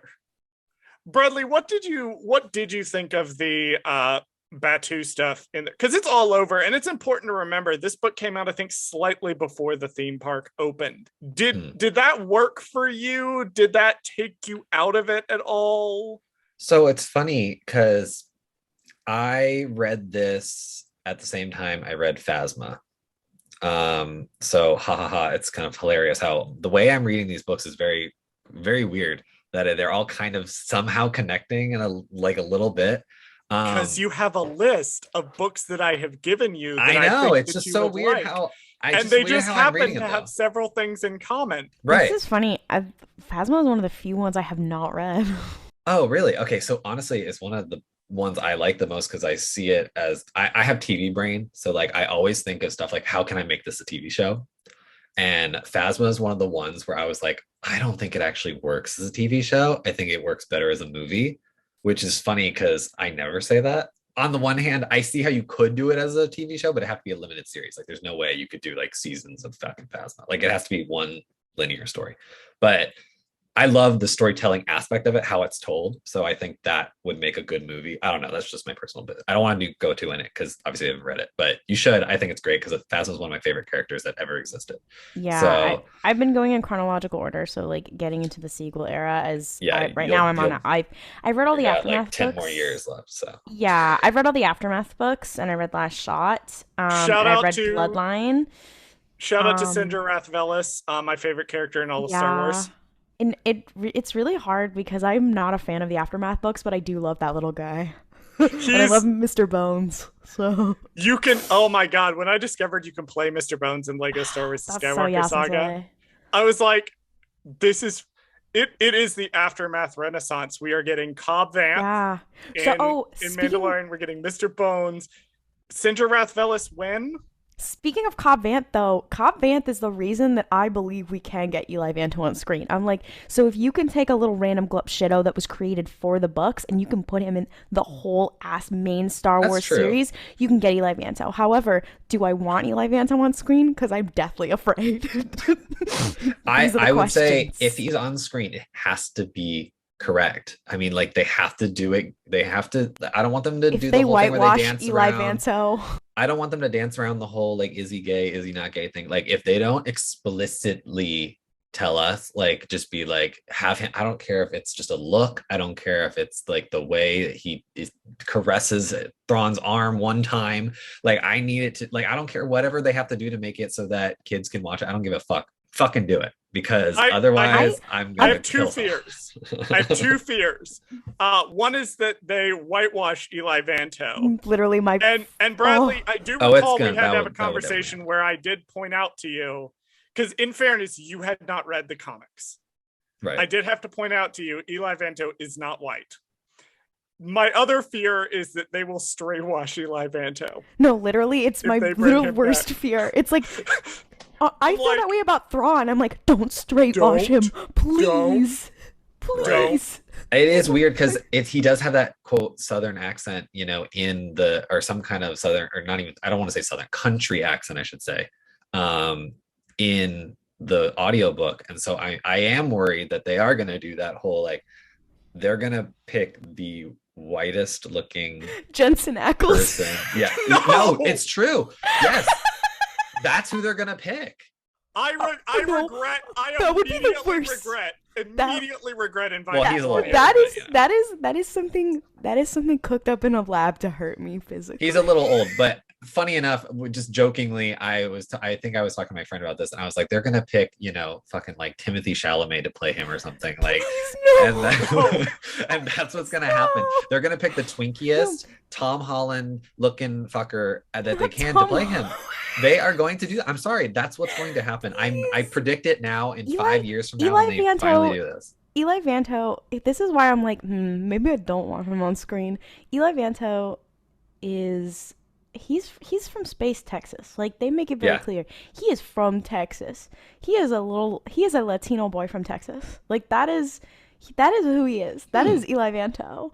Like that is what I see in my brain and my thoughts. Even when you read fan fiction, people are like, "Oh yeah, like what's like La Satran cuisine? It's barbecue." Like because he's from Texas. I hope they do it Well, I know they God. won't, but you know what I They mean? Like won't. I don't have They hope. So won't. like I said, it's gonna be They fucking Tom won't. Holland's gonna play him in 5 years. I can tell you right now. It's Please, crazy. no, Like you it's exactly can't. what's gonna happen. Well, And fortunately, we have a Star Wars TV show podcast to bitch and piss and moan about this endlessly, True. as only gay once the people casting leaks can for it, do. we're gonna be like, ah. Jesus Once- Christ. once I the will become casting leaks- insane. Actually, you know what would be equally as bad? I don't know what about this would hurt me. I think straight washing Ezra Bridger. Like, okay, they've already had him, like, you know, flirt with girls, like, a little bit when he was a kid, whatever. But, like, making him aggressively straight when we see him as an adult is going to do something to me. I'm going to be angry. I'm going to be pissed. I don't know He's what gonna be like about that it. weird suave character who's like Ugh. always up on girls' businesses. He's like, hey, pretty lady, how's it going? You know, that kind of Ugh. shit. They're- Yeah, I can see They're that. gonna make Ezra Bridger the type of character that shitty fanboys think Han Solo is. No, please, no. Like, maybe they'll make him like Kanan Jarrus, just like extremely bisexual. And like, you accidentally created a bisexual man. But unfortunately, Ezra Bridger is not bisexual. That man, he is a gay man. I believe that in my heart. I want to return, because I want to have time to talk about Thrawn Treason. I want to Yes, return I'm to sorry. the question Back that to I it. asked, So sorry. which we totally fucking... Yes, Welcome so to Gold Squadron Gays, Claudia. We cannot answer a fucking question without going on a Sorry. 10-minute tangent. Right. And But I Bradley. apologize for that because I brought up Phasma only because you were talking about how they go to Batu or whatever, and they don't go to Batu in Phasma, but there is a character in the Phasma books who is essentially the main character of the book. And she's Viberati, my ace arrow queen. Right, so I love she's- her. I have Slay. seen her in person. So she's a character at Galaxy's Edge. She's the only character from books, I guess, that's at Galaxy's Edge. Like a face character that you can visually see in the park. And they wrote a sequel, I think, to Phasma that is also about the park. Black Spire. Right. Yeah, Yeah, Black so Spire is the one it's- about her, isn't it? Yeah, so it's the two. She's like the frame story for Phasma. And then, not to spoil the end of Phasma for Claudia, who has not read it, but she and another character go on like a mission to Batu, and the book is set like it works in tandem with like they released a whole slew of Batu shit at the time. Gotcha. They had Crash of Fate, they had Black Spire, it was in Thrawn Alliances. It's like people being like, why are they suddenly pushing the Halcyon super hard? My dude, have you read a Star Wars? Yeah. This is what they do. That's all they're doing. Yeah. So I will unfortunately. say to your original question, yes, it did take me out a little bit in this book, only because now I've never been to Batu. I've never gone to Disney to see the Star Wars world and everything, but I know everything fucking about it at this point because I've literally seen every single YouTube video, every single vlog, every single, whatever about I going won't there shut and the all the fuck stuff up you can about buy. it. Right. So yes, it took me out of it because I'm like, Thrawn and Anakin in the theme park? Like what? I don't understand what's happening. Like, why are they there? Are they taking the ride with Chewie and the Falcon? Like, I don't I think understand. that'd be very funny of them. It's so weird because I didn't know when I was reading the book when it takes place. I just knew it was Anakin, right? So like I have a general idea that it's during Attack of the Clones and between Revenge of the Sith, obviously. Like I don't really know, but I It was is just the like, last. It is the last year or so of the Clone Wars. So okay, Ahsoka is no longer in the picture. Yeah. right. And see, that so was it why is I was a at little least confused. in the last Yeah. This year. also is why people theorize that Luke and Leia were possibly conceived when Padme and when Padme and Anakin met Thrawn and they were on their way back. No. Well, we're doing. If you think about it, that is possible. Now No. Disney might retcon that and reject be like, this. actually no, they were conceived on the Halcyon, but like. Oh no, they are going to do that. Actually, no. They're pretty much saying that like Ben Solo was conceived on the Halcyon. Yeah, but so was Luke and Leia. I'm sure they were. No, They're just gonna do it. but yeah, if They're just you gonna do We it. made a whole TikTok We about made a whole this. thing about it. if you think about the timing of this, it Yeah. is this. I think Mel was the one who thought this out. It is very possible that they did meet Thrawn, and then on their way back is possibly when Luke were It makes sense. I conceived. mean, so we just finished the Tartakovsky Clone Wars that we were covering, and there is a scene at the end of the thing where they literally fuck, and you're like, oh, that was the conception of the twins. Okay, I get it. And So now I'm much. thinking like, oh, okay, well, now that you've put into perspective that they probably just fucked on the way back because they didn't have a lot of time together because he probably was going to have to go fly off again the second they got back to Coruscant. So it was like, yeah, let's fuck real quick. And then when he comes back from that second trip, she's like, hey, by the way, I'm Pregos, in Revenge of the Sith. So there you go. So do we think? Imagine meeting Thrawn and then Do we And not think? name your kids after him. Do we think because chronologically the Ahsoka's Walkabout arc takes place before the Bad Batch? It goes Ahsoka's Walkabout, Bad Batch, Siege of Mandalore. it 'Cause could be happening kind of at the same time. Actually, I've heard people say. Anakin's on Coruscant You're right. during the right, Ahsoka's you're right. Walkabout arc, and he has to be on the Outer Rim sieges for long enough for Padme to be substantially pregnant by the time he gets back. Right. So do we think this is occurring like right in between those two batches of episodes? Like it's the Ahsoka's Walkabout, I think then so he because runs off with Thrawn Alliances. doesn't in Thrawn Alliances isn't he like kind of like he's kind of like dejected and whatever because Ahsoka like just left. I think so. I think Or at it's least like it pretty seems yeah. written fresh. that way. I think it's Yes. pretty fresh. Like is there like are there something where he's like please tell me if I'm imagining this. It's been a while since I read it. Where he's like, oh, like normally Ahsoka would do whatever, and he's like, You know what? But I Thrawn's think here. you're I correct. think you're right. No, I think you're right. I thought I was projecting because, like I said, I'm obviously reading all this post Clone Wars. Like I have Ahsoka brain, so I always think of Ahsoka all the time. And you're right. It's I true, think he he does. does. He does explicitly say in the book at some point he's like, oh well, Ahsoka would do it like this, but I don't. He's like, oh, we can't do it like that because she's not here or something like that. I think you're right. I think it's something like that. it's such a shame that Ahsoka and Thrawn never got to meet like before they were on opposite sides. Because first of all, Thrawn loves a girl boss. He immediately would have tried to send her to the Treason Ascendancy. First of all. It's like, oh, you don't have a purpose? Here you go. Here, I'll Here you take go. He definitely would have tried to send her to the Chiss Ascendancy. 100. And there's another reason why she would really fit in the Chiss Ascendancy, but I'll be silent. But Oh no. I know exactly who the fuck you're talking about. I mean it's not just I- because she's a lesbian, but like Yes. but also just because like yeah.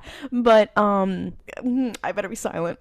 But like the thought of them meeting, it's kind of like how they couldn't have Padme and Ahsoka in too many things together because then it would have been implausible that they wouldn't have just like girl bossed their way into ending the Clone Wars. They're like, oh, we can't have them in too many scenes together. They'll just whatever. If it was Thrawn and Ahsoka together, they would have figured out that Palpatine was Darth Sidious quickly. Fun fact about the Legends continuity, actually, the Legends continuity Thrawn. So Thrawn dies at the end of The Last Command. Shout out to Rook. Shout out to Rook. He is a fucking dick. Thrawn is a fucking dick in those first 3 books. What But no Eli Vanto does to a motherfucker. it's true. Gilad Paleon, like, I love you. You did really good stuff, my dude, but you are not Eli Vanto. You were clearly... Thrawn was not in love with you. I'm sorry. One thing Timothy Zahn said, because he was asked, like, would you bring Thrawn back from the dead? Like, as a clone of Thrawn or whatever. Mhm. And he's like, the only way that I would do that is if the galaxy was in such a problem that only Thrawn could solve it. Implying that the reason he kept him dead was because Thrawn would have solved the entire Yuzon Vong War, the entire events of Legacy of the Force, he whatever would've. the fuck Fate of the Jedi was. I'm about to go on my Legends tangent, and this is not the episode for that. But I just find it interesting, the idea of none of these people were allowed to meet. Because if they had met, they would have immediately fixed Clone Wars. Yeah, I mean, and then we wouldn't have had a plot. I mean, that's why Thrawn and Padme could only be in the room together for like 10 seconds. Thrawn and much like Thrawn and Ahsoka, Thrawn and Padme is like that's because as we know, I mean, Thrawn is able to ascend. You will find out because he befriends a girl boss. The combination of Thrawn and a girl boss. Shout out to Pharaoh also. Like the combination of Thrawn and a girl boss. Mentioned, but yeah, she has to deal with these two little gay boys all the time. She's like, can y'all just kiss on the mouth? I'm tired of you people. but like Thrawn and a girl boss is like literally how he does anything. Like, I mean, she's a lot like Thalius actually, but like they couldn't be in the room together. Like, here's why I think they would really get along. Number one, because if you read the Padme books, she's playing 40 fucking chess. Her and Sabe, they're playing 40 fucking chess, much like Thrawn. Although, like, she's a lot like Arlani in that she has all the smarts of Thrawn, but also the political and social skills that he does not. Or like Thras, R.I.P. in peace, my guy. Oh my god, she is like Thras. Oh my god. Wait, I just made myself sad. Klaudia has Claudia's going on all these different. I just made myself really sad. Oh my Charles, I just made myself really sad. I know, and Bradley will suffer. He will suffer. Trust me. That's why Thrawn and Padme got along, just like Thrawn and No. Yes, man. No. Oh man, I'm so sad. Okay. Fuck.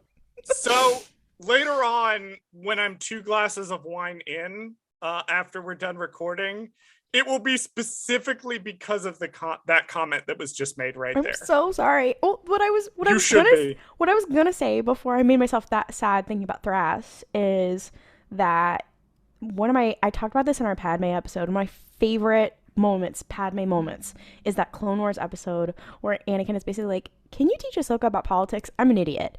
And Ahsoka's like, "I thought the Republic was good," and Padme's like, "Horrible news."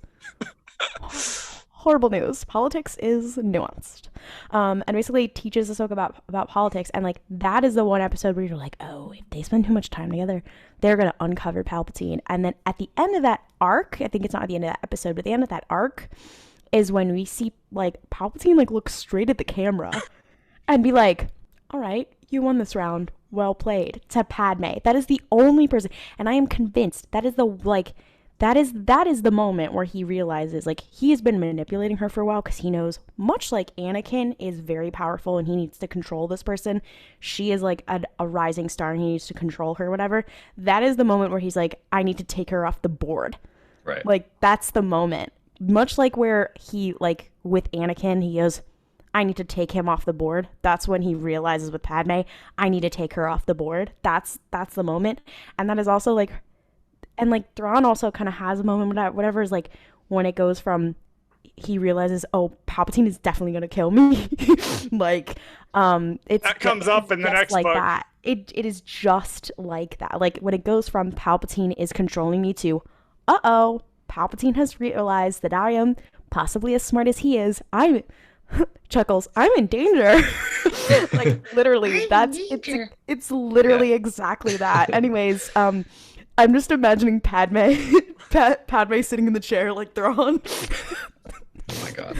I wanna give one little fun fact about the Batu thing with alliances, and then we will move on to Treason. Yeah.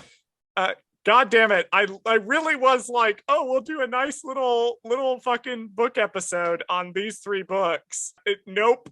We're looking at normal guest length. Welcome to the full guest experience, Klaudia, for Gold Squadron Gaze. What the fuck is my outline? It's fine. I should have prepared for that eventuality. Fun fact about I accept things. Learn not attachment with regards to my outline. I recently listened to Midnight Horizon, so I need to think. I need to think about the principles of non-attachment as it relates to Midnight- the outline I made for this episode. Midnight Horizon and Thrawn 2017, you will always be famous. You two, pinnacle of literature. There's fights that they get into in alliances at Oga's Cantina. And if you go outside in Oga's Cantina, I've never been able to locate any blaster bolts inside. But if you go outside and look at the arch above, you can see like blaster bolts and scuffing on that arch. The implication being those are from one of the fights in that book. Especially since there's like no Thrawn or anything in Batu. I'm gonna take my crumbs. There's Gonna one. take my crumbs. There's one. There is a picture of Thrawn that you can get in. There's a painting of Thrawn in his office that you can get in Oga's. Speaking of Palpatine being like, or Thrawn being like, damn, maybe Palpatine's gonna kill me. Thrawn Treason, the book that gave us the single worst 4 words ever put together in a sentence in a Star Wars book. Can I just say, so this book was possibly one of my most toxic moments in this fandom when this book came out. So like I think I started my canon run around like 2017, like right after Thrawn 2017 came out, whatever. I was plowing through all the books, whatever. So I read Thrawn Alliances like a little bit after it came out, whatever. So I was waiting for Thrawn Treason to come out, and I was like, I want to get Eli Vanto back. And I was in the shits. Like this was when I was waiting for new Rebels episodes. The sequels were coming out, like, and then Thrawn Alliances was coming out. Like I was waiting in real time for this, and I was like, I've waited for this motherfucker to come back, whatever. When I read this book, and all I got was, good day, Lieutenant Bantel. I had to throw the book across the room. I think I was reading it physically and not listening to the audiobook. I think I almost threw the book across the room. I was so angry. And then like my vision, much like the Sith, like my vision was clouded. My judgment was clouded. Your eyes turned like, yellow. Yeah. And like all the interactions between Eli and Vanya, I kept being like, is he trying to straightwash them? Is he? I was like, first of all, that is a disrespect to female characters. Feminism. Second of all, are you trying to straightwash Eli Vanto because you made it a little too gay last time? What is the truth? Now I look back on it and I'm like, oh, clearly Eli and Vanya they're very much like a sibling relationship. Very much. Almost whatever. like Thrawn and Shiri. What? Shush! You have to be. Or Thrawn and Thalius, really. And yeah, they're a lot like Thrawn and Thalius. They're very WLW MLM solidarity. Like they're very much that. That is true. I will give you that. They're very much that, and I became the most toxic fucking. I had to go back and delete tweets. Like I became the most toxic version of myself. I was like, Timothy Zhan, I fucking hate you. You hate women and gay people.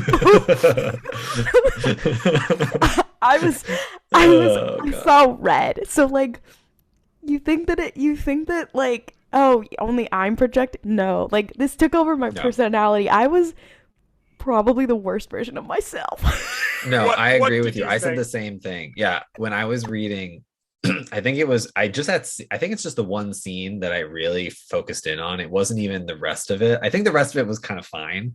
Like I think it's just the one line of dialogue, and then like after that, like they really never bring up again like that he is quote into women, but he says some stupid fucking line about like relationships with people on the bridge or something like getting close to people or something like that, and I was like, what the fuck? I was like, no, he wants to be her friend or something. Yeah, that's how I'm gonna read this, because what the fuck are they talking about? Like there's no secret relationship that he's trying to fucking have right now. That's bullshit. I don't know. I don't accept Timothy Zahn really doesn't write a lot of like romances in general into his stories. It's such a throwaway line. It's so weird. Thalius. When I was reading it though, I found it really confusing, like line of dialogue, especially because I feel like the way he was written in the first book is so like codependent on Thrawn. Like he is so like infatuated with what Thrawn's doing and like why doesn't Thrawn like me? And like, why isn't he paying attention to me? And why isn't he doing this? Da, da. And then he goes, oh, he was ignoring me because he actually likes me because he wants me to get this promotion later on, 20 years later, not because he was doing this because he's mean to me because he likes me, kind of bullshit. That is the gayest fucking Yeah. train of thought I've ever heard. Which is, it's funny in because my entire and life. Thrawn is literally like, I'm literally just neurodivergent and a minor. No, but anyway, this book is a little bit different. And I do feel like the Thrawn Eli relationship in this one kind of gets sidelined a lot. Like you just don't really feel it in this one as much. Like there were moments where he's like, oh, again, he's ignoring me because it's all part of the plan. Like he doesn't like me because it's part of the plan. Like I just have to keep accepting. Like it's self-gaslighting. Yes, is what it is. Well, and here's the thing. It only made it worse because yes, it was like the worst thing I'd ever read, and I did want to kill myself. I was like, I hate this. But then right after that, he has this like fucking spiral of like, my crush senpai did not notice me. My crush did not know, and you're like, again, you have made this inadvertently gay. You have made it worse. And then, like, yeah, it didn't focus on it and whatever, but also we were just talking about how like we can't have two people in a room too much or else like they would have figured shit out. Number one, we know when Eli and Thrawn are together, they girl boss their way into doing everything. Like the plot of this book never would have happened if they like stayed together and like did things together. And also if they had stayed together, and especially because they hadn't seen each other in a long time, I don't think Timothy Zahn would have known how to write it other than it being even gayer than it was before. Yeah. So like I literally think it was like to avoid it getting worse. And here's the thing, it even did get there's the one scene where he's like, again, Thrawn, you're literally neurodivergent and minor. Eli is not even in the room, and fucking we do have another homosexual in this book. He did write another Ronan, the most annoying Ronan. Man but that's ever. a different type of gay. Enemy. That is a way different type of gay. He's sleeping his way to the top. He's sleeping his way to the top. Funny as fuck character. I love that. Brierly Ronan says shit about Eli, and Thrawn, who never loses his cool, whips around and is like, you fucking fool. And you're like, he's defending his man. You're like, hello? and then he also has like, again, when he's not in the, and this is also what I think about this every day, I want you guys to know, like, you know how in the first book when he talks about Eli to Eli's parents, remember when he met Eli's parents? Remember when he talks to Eli's parents and he's talking to him about how great Eli is? He does the same thing when he's talking to Arlani.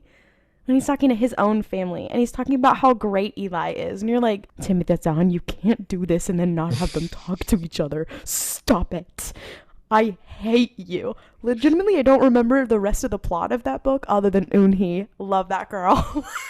I do believe that this was the point in the story because my boyfriend also recently read all of the Thrawn, and I was scrolling through my phone real fast trying to find the screenshots I took of the tweets for Twitter. I cannot find them, but I do believe that this was the point where he pegged Eli Vanto as becoming a cat gay. Oh, I do not remember the context for this, but he did determine that after Thrawn goes away, Eli Vanto becomes a cat gay and acquires several cats. Okay. This did not happen in canon, but my boyfriend has decided it. He does also acquire several children. That is also true. That's true. That is also true. That's another parallel that you'll learn is that both of them are really great with children. And children like them for some reason. Children like Thrawn because they're like, oh my god, he's neurodivergent just like me. But they're both really good with children, and you're like, we can't keep doing this to Timothy Zahn. Oh my god. I don't know if Riley Ronan is described as a twink in the books. But he is. Like, there's no other. But I have chosen to imagine him. Klaudia, have you watched Resistance? Of course, I'm one of the OG Resistance fans. Okay. My first Star Wars podcast was coming out when Resistance was coming out. Did you say OG Resistance fans or only Resistance fans?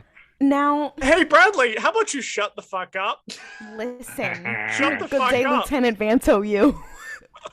Also, speaking of Good Day, Lieutenant Vanto, once you finish the Ascendancy books, there is a fan fiction by the god of our time, Wanton Whale on AO3 called Good Day Lieutenant Vanto. It's actually a part of a series that's my canon. Lucasfilm, go to fucking hell. That is my canon. I was gonna say, not to get into the Resistance. One day, Bradley and I will do Resistance, and we will fight, and it will be glorious. But I was gonna say, I imagine Bradley Roan. All this to say, I imagine Bradley Roan is looking exactly like Jace Ruckland. Thank you and good night. So that's funny that you guys say that. Looks like Jace Ruckland just with a cape. Yes, it's this little blonde fucking twink with like the most annoying voice. Shout out to Elijah Wood for voicing him beautifully. Elijah Wood voicing Bradley Roan. Voice, swatting about in a cape like he's cosplaying Director Krennic.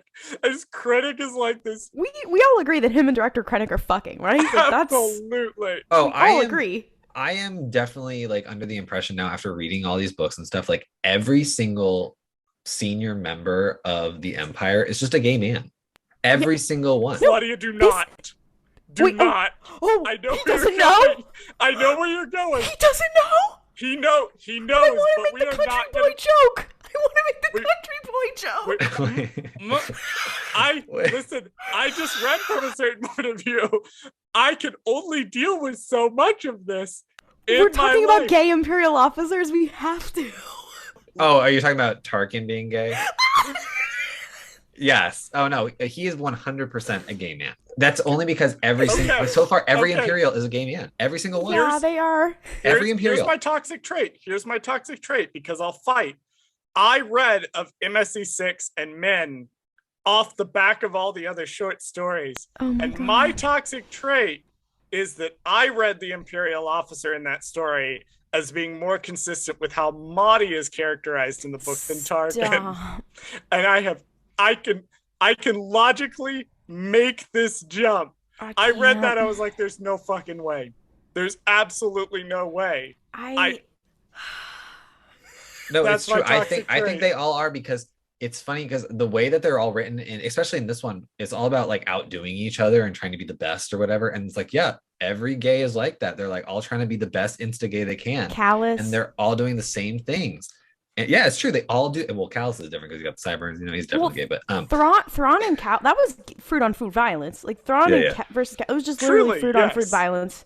Yeah, no, and that's what's so funny about all this, because especially since what is it, Ronan? He's like, fuck Tarkin. He's such a fucking bitch. It's because he's fucking they're mean gays. They're mean gays. I mean, they're just mean gays. That was the origin of RuPalp's Podrace. Was actually, it wasn't the Imperials. It was, I was reading Thrawn, son of Thrawn. Oh my god, I was reading Maul, son of Dathomir. Maul is my other special little guy. And in that one, like, that's a Clone Wars arc that never got to be made, but then you have a bunch of like the villains that never been in the same room before. It's like Dooku, Grievous, Maul, Palpatine, I want to say Mother Talzin are like they're all in the same room together, whatever, and they're all being literal bitches to each other, and they're being so little mean little Sith gays to each other. And I was like, and that's where we started joking when we were like, oh, they're like dragging each other like they're on drag race.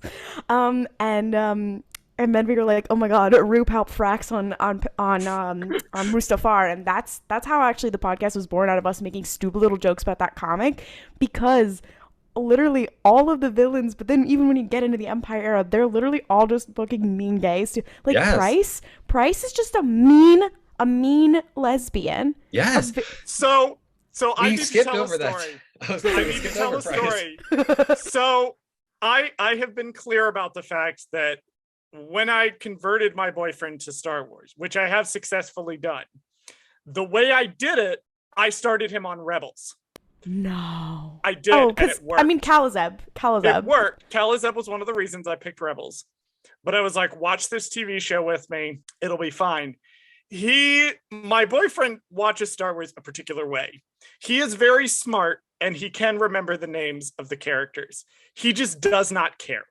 So he will assign them little nicknames. Thrawn is Blue Daddy. So true. Tarkin is Genocide Daddy. Oh which my I God. hate. Okay. I believe Price was Evil Lesbian. So true.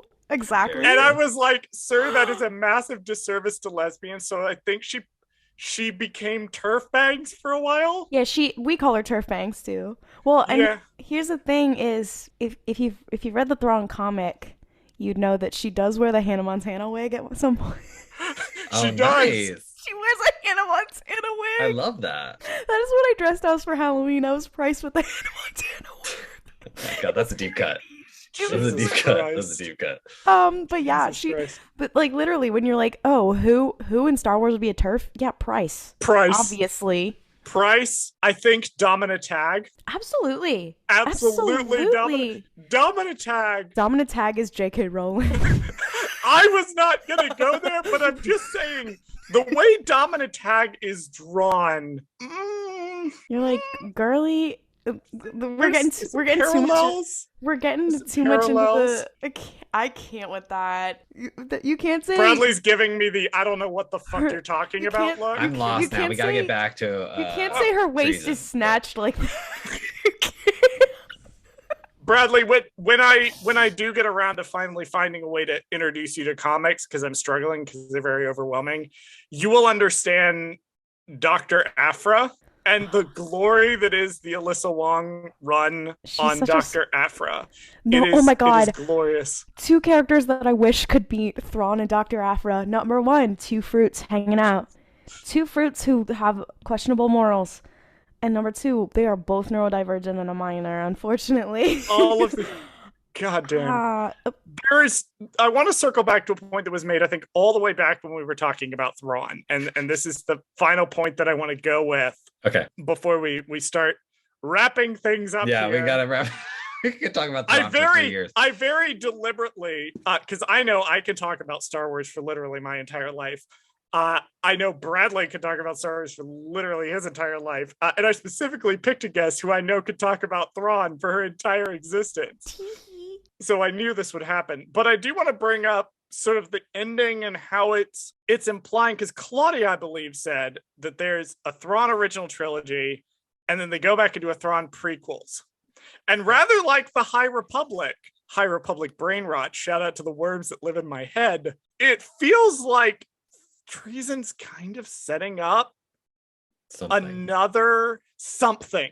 Yeah, for sure. Something is happening. They do not resolve the Grists at all. I'm hoping to fucking God. I'm hoping if that's, I'm hoping, I'm praying, I am, if that's never resolved in some way. I mean, Charles, you've read Mid Horizon. I have. You know that part at the end where Yoda walks in with that person and all the bandages? I was like, is that a Grisk? That, what was I? Fulcrum Transmissions, I think I was listening to. They brought that up. Yeah, they got it from me because I started screaming in the Discord. I was like, is that a Grisk? And I was like, Klaudia, you always think it's a Grisk. Oh, did I? You don't know this, but my theory for the Ahsoka show is that's what it's about. I hope to God. That's what it's actually about. It's about the Grists. That's what the Ahsoka show is about. You need to read the Ascendancy books quickly because your brain is about to be connecting things at 90 miles an hour. Also, chop. You're going to go back and listen to this episode and you're going to be like, damn, they just said all of the things and I did not get You're going to be like, I've connected the dots. I've connected the dots. Like, no, and here's the other thing also is that if you read the Thrawn books, you read especially the Ascendancy books, and then you read the High Republic, you're like, there was a commonality here. There's something here. That it's all about navigation. It's all about navigation, isn't it? It's all about navigation. There are dots being Mari Santeca. Not Vernestra Rowe being sent to the Chiss Ascendancy. Vernestra Rowe, are you skywalking? Quickly, Vernestra Rowe. Also, huge shout. I mean, I also do love how these books do connect to Rebels, like Zeb. And then Kanan and Ezra helping him. I mean, he's skywalking. Like that's what he's doing. Or like there's like I love all the connections there. But I'm just like it's all connecting. Mari Santeca, quickly, are you a Pathfinder? Quickly, Mari Santeca. Are there Santecas in the Chaos Pathfinders Guild? Quickly. Markian, why did your father or your, I guess, grandmother name the Nile path drives that? Quickly. I have to know. Quickly, have any of you been to the Chiss Ascendancy? I need to know. Please. The second that we get a mention or just a whiff of anything from the Chiss Ascendancy in the High Republic, that is when I will pass on, fucking drop dead. They will put one fucking line in one of these books, and you 5 motherfuckers will do an entire hour-and-a-half episode on it. I know y'all. You will do it. Here's my thing. I'm like, you're talking about families who work in shipping and navigation. Where is the Vanto family in the High Republic? Where are they? Where is Eli Vanto's family? Quickly. Where are they? In wild space? Where are they? I've connected the dots. Anyways, I did go on a tangent. Anyway, all I'm gonna say, Bradley, is that you're gonna have a Jimmy Neutron brain blast, and you're gonna connect so many fucking dots, and you're gonna be like, my eyes are fucking fully open. My eyes are open. My eyes are open. Bradley's gonna enter his Skywalker era. He's going to begin to see all of the paths. You're gonna be like, I see the paths before they happen. Dave Filoni, you can't fucking trick me, bitch. You can't. I'll be watching the Ahsoka show and being like, I do love it. I do love it, I will say, because this has been happening a lot recently. Yeah. One of my things with Star Wars media is I think Star Wars media is at its best when the people that are making it have a conversation with each other. Yes. While they are doing it. Not to put any particular movies on blast that I don't think talk to the story group maybe as much as they should have, and maybe should have double checked some things before they put it in the movie. But I will say times when, like, not to put other movies on blast, but when they have things from video games that are also in development at the same time, and they just put them in the movie, or like, well, recently, I'll do an example where I can actually, like, say names. Recently, so Queen's Hope just came out, and Queen's Hope, mild spoilers for Queen's Hope is like literally the end of Attack of the Clones into the first couple of days of the Clone Wars. Like, it's like the first week of the Clone Wars. Okay. Is when this book takes place. E.K. Johnson, who's the writer, did say that she had talked to Mike Chen, who is writing the forthcoming Brotherhood novel about Obi-Wan and Anakin during kind of the same time period. And that they had design scenes to work in tandem. And I never saw Klaudia's reaction to this, so I'm going to say it without spoiling it for Bradley. Greg Pak, I think, who's writing the current Darth Vader comics, and E.K. Johnston had conversations. I saw that. And the current run of the comics is about Sabe and Vader and that whole dynamic between the two of them. So they actually had conversations with how to synergize Queen's Hope with the current run. It's very rewarding to read both of them. And I think it's really neat, especially in Thrawn Treason, because you literally have scenes from Rebels that show up again in Thrawn Treason. Exactly. And you get like Thrawn's point of view on it. And so you understand when you read it, and then he comes back and he's fucking pissed because he's been working with Eli Vanto, his fucking boyfriend. He's been working with Arlani. He's been working with the Chiss, and he comes back, and Arenda Price has burned everything to the ground. It's literally destroyed his fuel reserves, and then is literally like, "What if we throw a party?" Obviously, he's gonna be pissed about it. I would fucking kill her. Like, I'd be done. Like, he barely even if you notice when you watch that episode of Rebels, he barely even notices that she is fucking torturing Hera. He's like, okay, I guess. He's like, you have anything to tell me? And she's like, no, fuck you. And he's like, yeah, clearly. Anyways, okay, have at it, I guess. Whatever. He's like, if this is how it's gonna fucking be. Like, you're like, he has given up. He has given up. Like, and so true. So would I. Is like, he comes back and he's like, then he leaves and he gets to hang out with his boyfriend. He comes back and he's like energized and ready to go. And he comes back and Price has lost Hera, blown up the fuel depot, and just fucked everything. Literally. She's like, oh, but we killed a Jedi. And he's like, that literally is like the bottom of my priority list. Right. Also, if you're going by what happens in Thrawn, whatever, like, he first offers to send Night Swan to the Chiss Ascendancy. I fully believe he would have offered to send Hera. 100%. And when he asked Night Swan, he kind of knew that Night Swan would say no because of his like moral beliefs, and I think the same thing with Hera. But like he's the one who says that Hera, like he's like, yeah, she's kind of one of the only people who could even come close to outsmarting him, and who she's a girl boss. She can literally do anything. She can outfly Vader. She can outsmart Thrawn. What can she do? But like he definitely would have offered for her to go to the Chisasundi, and that's why like especially, and he's also a little fascinated with Force users. So for him to find out you killed the only Jedi and possibly the person that I might have sent to the Chisasundi, and you fucked up my entire TIE Defender project, you're done. I was gone for a week, and we find out from like he's talking to Palpatine. And Palpatine's like, yeah, we're going to capture the other one. Palpatine's going to get Ezra now. And oh, by the way, we're going to have a real long fucking talk about you. No, he got the message from your boss of like, hey, can we talk with like no, like the Slack message from your boss that has like no. hey, can we talk like in my office with no HR present? He got the just the email that was just a calendar invite, but it's blank. From his boss, and he was like, oh shit. He's like, oh fuck. Like that's why like Ezra's like, I don't know, I guess where we're going, and he's like, you know what, fuck it, fine, I'm good, I'm done, all right. I love the narrative idea of being like, what is this third book? It happens during Rebels and during this very specific part of like, there's parts of this book where you're like, oh, Kanan's fucking dying right now.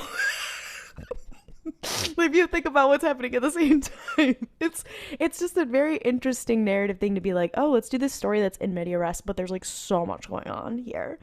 It's very interesting. I don't know there's a lot of Star Wars media that does that. Usually it's just like before or after something, you know what I mean? I mean, there might be something and I'm forgetting. I've read a lot of Star Wars books that I can't remember. So as we wrap up here, Bradley, I'll let you go first since you were the one that was approaching this as having read it for the first time. Do you have any final thoughts on the Thrawn trilogy as a whole? Yeah, I think like what you guys touched on earlier was like the first book is so good just because of the perspective like that it's coming from. I mean, it genuinely, I do feel it was genuinely written as this kind of semi-romance novel, which is so fascinating to me because I don't think we've ever gotten that in Star Wars before, other than just Anakin, I love Padme, and it's just written. Man. Oh, well, you haven't gotten there. Well, before we hadn't gotten it up to this point. Right. Some people might say Lost Stars, but I disagree with them. Well, like I said, that's an really episode for another day. The only true romance that we've gotten in Star Wars canon by this point when this book is being written essentially is essentially Anakin and Padme lolling in fub, and lame. You know what I mean? Like whatever, straight people falling in love, I don't care. This, and especially since it's like I gotta keep my babies kind of thing. Thrawn is just like the first time I've ever either read something in Star Wars or like felt like, oh my God, there's genuine gay characters in Star Wars. Like I genuinely feel like this is the first time I've ever felt like that. And I'm talking about in all of Star Wars media. And when I say all Star Wars media, I mean the TV shows and the movies, because I don't obviously consume that much other media. Even more than like, Kalazab? I mean, this came out technically between, I think seasons this came out before Kalazab really. This was around Kalazab. Oh, okay. This was around when it was starting. This is before the honorable ones. There we go. That's what I was looking for. The way I look at it is, I mean, I'm not a monster fucker like Charles, so I don't necessarily like think of Kalazab as like a thing on a daily basis. But please continue. I can kind of see it now in post, world, but as of like this kind of thing, this is the first time I ever truly felt like, oh, there's some kind of gay relationship in Star Wars. And I think that's why it made me like Thrawn more, because I already liked him before. This was like I just had Rebels with him, and it was like I never saw him as gay. I never saw him as anything other than just the villain. And I just always loved villains. And he is a good villain, but now he's a better villain because he's gay. And he's not. Empire has diverse hiring practices. Right. It's not like queer coded like most like Disney villains usually are, and like Star Wars villains is a different kind of coding, and so that's why like this is the first time I've read like a villain where he wasn't queer coded before, and now when I read him in the book, I'm like, oh, that is a gay man, and I know it for a fact in my soul, and I love that. I also just I think these 3 books are just a good, like, they're not super hard. Like, I don't want to say they're like young adult novel, because they're definitely not young adult novel, but you know what I mean? Like, they're the level of education you need to read these books is not like, you don't need to know everything about Star Wars to read these books. Yeah. And I think like you need like a basic level of knowledge, but it's like you can enjoy them without having to be like, I know exactly what happened in, you know, this movie and then that movie and then that TV show. You just kind of have a base idea. Even if you don't even watch Rebels, you can still enjoy this. And I think that's what's nice about these books. But overall, amazing little mini series we're getting here. I do flip-flop, because I told you before, I always think in terms of, can you make this a TV show? And I flip-flop on what I want to be the TV show that is Thrawn, whether that is these 3 novels or the Ascendancy novels, because I'm already kind of halfway through the first Ascendancy novel. And Wait. Oh no, I briefly you haven't told me this. Oh, sorry. Bradley, you motherfucker! You Wait, did you it know all again. the people that we're talking about? You know about some macro? Bradley, you did it again. The second, first of all, We've been talking this whole time, and you know who some macro is? The second fucking time you did this, and it's our second episode with a RuPalp's host, and you did this shit again. He's You just gaslighting. He's dropped on me? gatekeeping. He's gold squadron gay. Oh. Okay, sorry. I didn't intentionally gaslight you all. I did unintentionally keep that information for you. I thought I did tell you. That's my bad. Yeah, I'm halfway through the first Thrawn one. moment. I am booking. I don't even care when my contract ends. I am booking my flight. Meet me in the fucking parking lot, Bradley. I Meet 40 me chest outside. the shit Meet out me of these outside. books. I'm sorry. Quickly, where are you in the book, and who have you met so far? I'm on chapter 9. Oh, I don't remember what that is. So I also listened to the audiobook. I don't remember. I don't know. I couldn't really tell you what's happening. It doesn't have like a little thing. I just gotta ask you this: does some macro not give you the impression of the song, I kind of want to thank him, I kind of want to punch him out, I kind of want to push him up against the wall, kind of want to buy him around? That's some macro, right? Like, where he's like, I hate this guy, and like, you want to fuck him. Like, it is clear.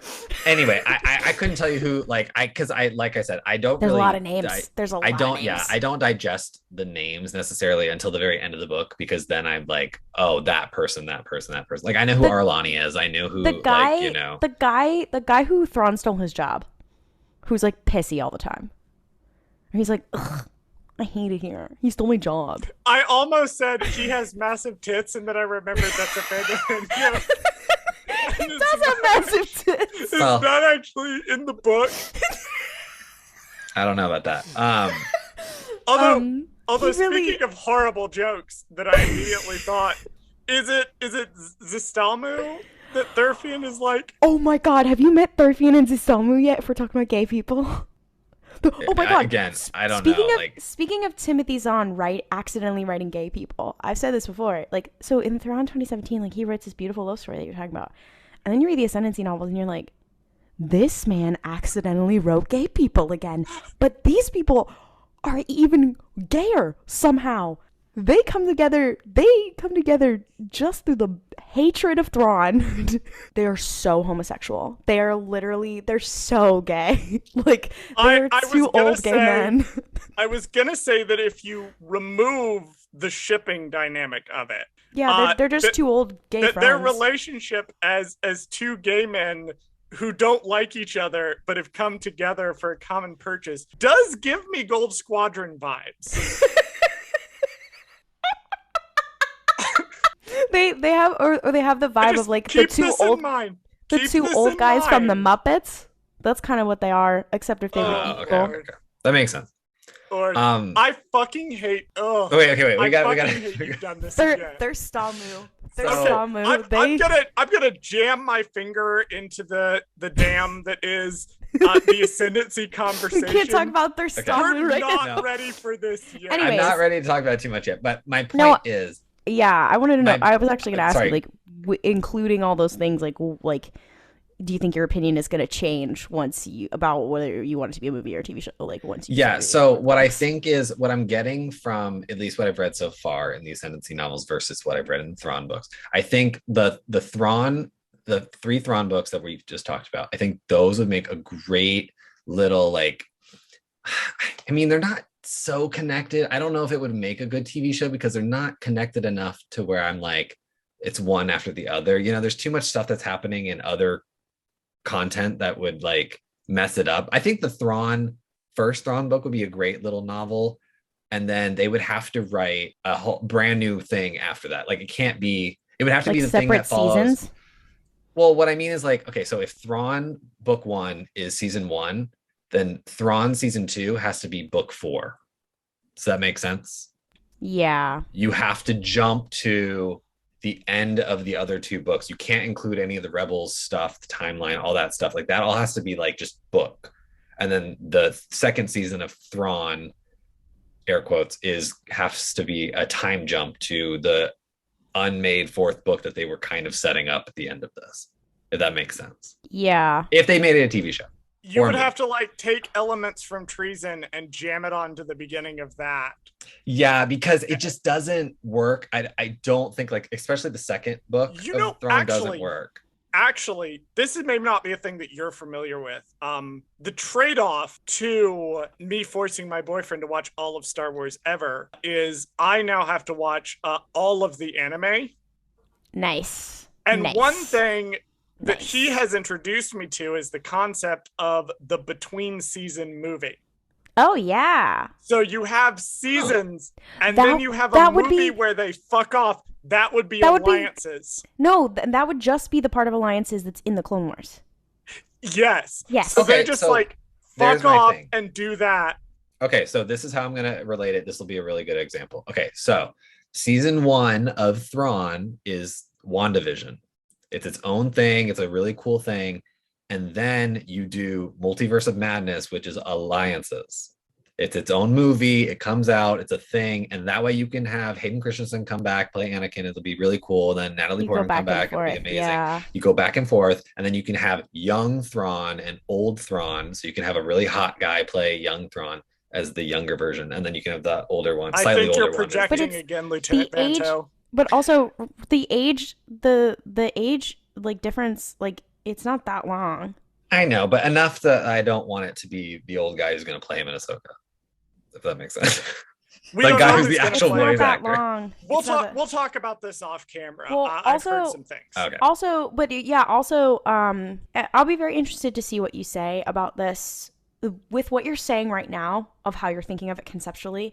I'll be very interested what you say once you read the Ascendancy books, because there's so much in the Ascendancy books that then makes when I finished Lesser Evil, I wanted to go read Treason again because there was shit I was like, oh, it all makes sense now, all connects. Gotcha. It's So all, like that there's clearly an overarching, that kind of overarching story that we were talking about, Yeah. whatever. There's clearly that overarching story, and then there's not only because it's like the rise and fall of him or whatever, but also like an overarching kind of story, because when we see like Aralani and the Ascendancy keep coming back or whatever, like that is the overall story is really about the Ascendancy, not even about Thrawn. right. And it's just like through his eyes and through his story.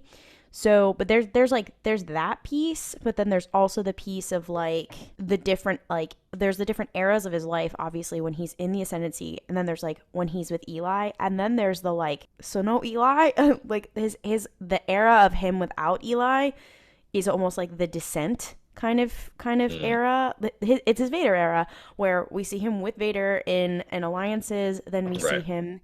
And then Treason is basically like an extra episode of Rebels. It's like the Thrawn only Right. episode It's of the Rebels, long episode of or Rebels. really, or arc of Rebels. Like that would almost be like if you turned the last 2 seasons of Rebels, the Thrawn parts, into the last, like, and you put that stuff in, at least this is how I would do it, you would put that stuff in with the rest of his time in the Empire. Actually, it's so cool that we're having this discussion, because my partner and I were just discussing, is it a good thing or not that they're splitting the Wicked movie into 2 parts? And I often do compare Elphaba with Thrawn.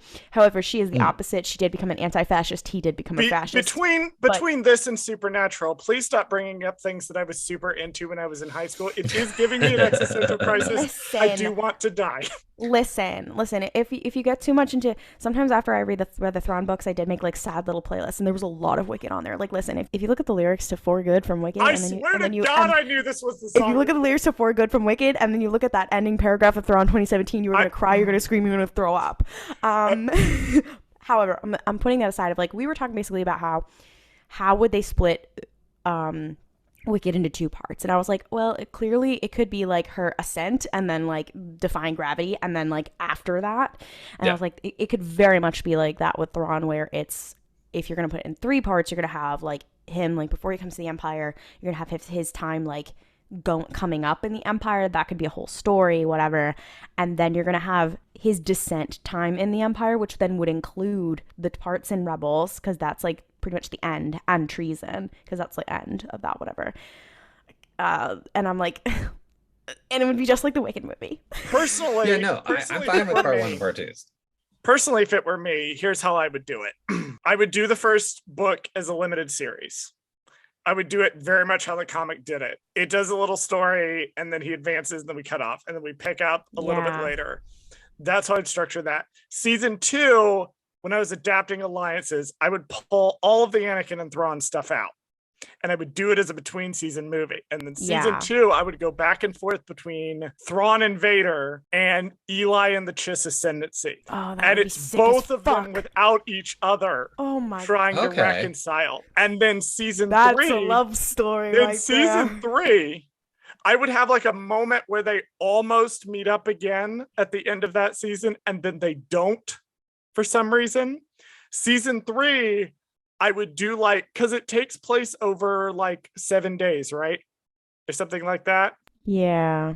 I would kind of twist things a little bit and do another limited series and have each day be its own episode. Oh, man. Interesting. And any days that we had any downtime, I would use to flesh out the characters. Also, this is how I would adapt it. The part that you said about like showing Eli in the Ascendancy, because I read a lot of fan fiction, and there's some real good shit out there. My friend who wrote the really good Dinluke fan fiction did just write a Thranto one, and I'm about to go fucking crazy. That being said, when you read the Ascendancy books, you find so many parallels between Thrawn and Eli, and you're like, holy shit. It would be very cool if the part covering the Ascendancy trilogy, and then you have put in direct parallels of Eli's time and his struggle within the Ascendancy to Thrawn's time within the Ascendancy, and you do, it's like poetry rhyme stuff. It's like, I love that. Did Eli Vanto take Arlani to an art gallery? Oh no, don't do this to me. No, did Arlani take Eli Vanto to an art gallery? No, they actually went clubbing all together, like, because they definitely actually went clubbing. They went to Did Eli Vanto meet Thalius? Quickly, Timothy, I need to know. Here's a fun thing is that in pretty much every fan fiction, they're like, oh yeah, Eli and Samacro, they either become friends, or they initially hate each other, or they do fuck. Or all of those things, or they're like friends with benefits, because they both of their lives are kind of fucked over by Thrawn. And I'm like, everything about that. The final thought that I sort of have, and then we'll get Klaudia's, is so sorry for talking about Samacro again. Interesting to me that the Thrawn book fandom, specifically of these 6 books in one comic, is like its own little sub fandom inside. Nothing except the High Republic after has been like this. And I truly believe that the idea of Chiss fans and fans of this particular series carving out their own thing, and we're like, no, we're gonna love all of Star Wars, but we're gonna be fucking incensed obsessed with these books, truly set the stage for the High Republic fandom to be a thing. Yeah, well, because they're all High Republic fans too. Well, and also a lot of them are Marshawn Rofuckers because he's also blue. Personally, it has been well documented that I will ride just about anything in the Star Wars universe. Not Marshawn. No, he is straight. I would fuck him anyway. He is straight, unfortunately. He can close his eyes. I personally, I don't think that man likes anything. Even women, to be fair. I'm gonna keep my mouth shut because I have protected Bradley from some things. Oh no. We will get there when we get there.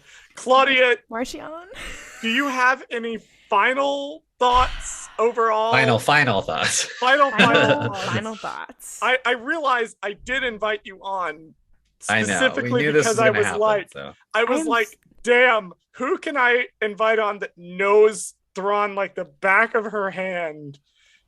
That's a funny thing is I've never read any of the Legends books. And I guess you have something new to do later on. No, but here's the thing. I don't want to, because that's my special little guy. And this is actually an interesting fact, is that when asked about it, Timothy Zhan people are like, oh, did you write him differently, whatever? And he's like, barring the like plot consistencies and stuff like that, inconsistencies, whatever, he's like, I tried very much to make them the same character, and like what, barring like what they wanted me to write and where I could be writing, like I tried not to like overlap things too much, so that like those characters, they can work seamlessly together, other than like the other stuff that's happening in the galaxy that is a little bit different. So like they are supposed to interlock together. I just can't reconcile that in my brain. Like that's not my beautiful, that's not my beautiful house, that's not my beautiful wife. Like it's like that. He's my special little guy, and I can't, I'm like, you know what? I'm cool with that. I'll just go reread Thrawn 2017. The events of Outbound Flight are literally referenced in Chaos Rising. Yes. And when I read about the Zagari pirates. In Lesser Evil too. Well. Oh, Lesser Evil. No, you think you were hurt. Yeah, I know. You think you were hurt by the events of Lesser Evil. I considered reading Outbound Flight first, but like I couldn't get through all the other bullshit in it, so I was like, nah, I guess I won't. I'll just Lesser Evil. There is a scene. I will not spoil it.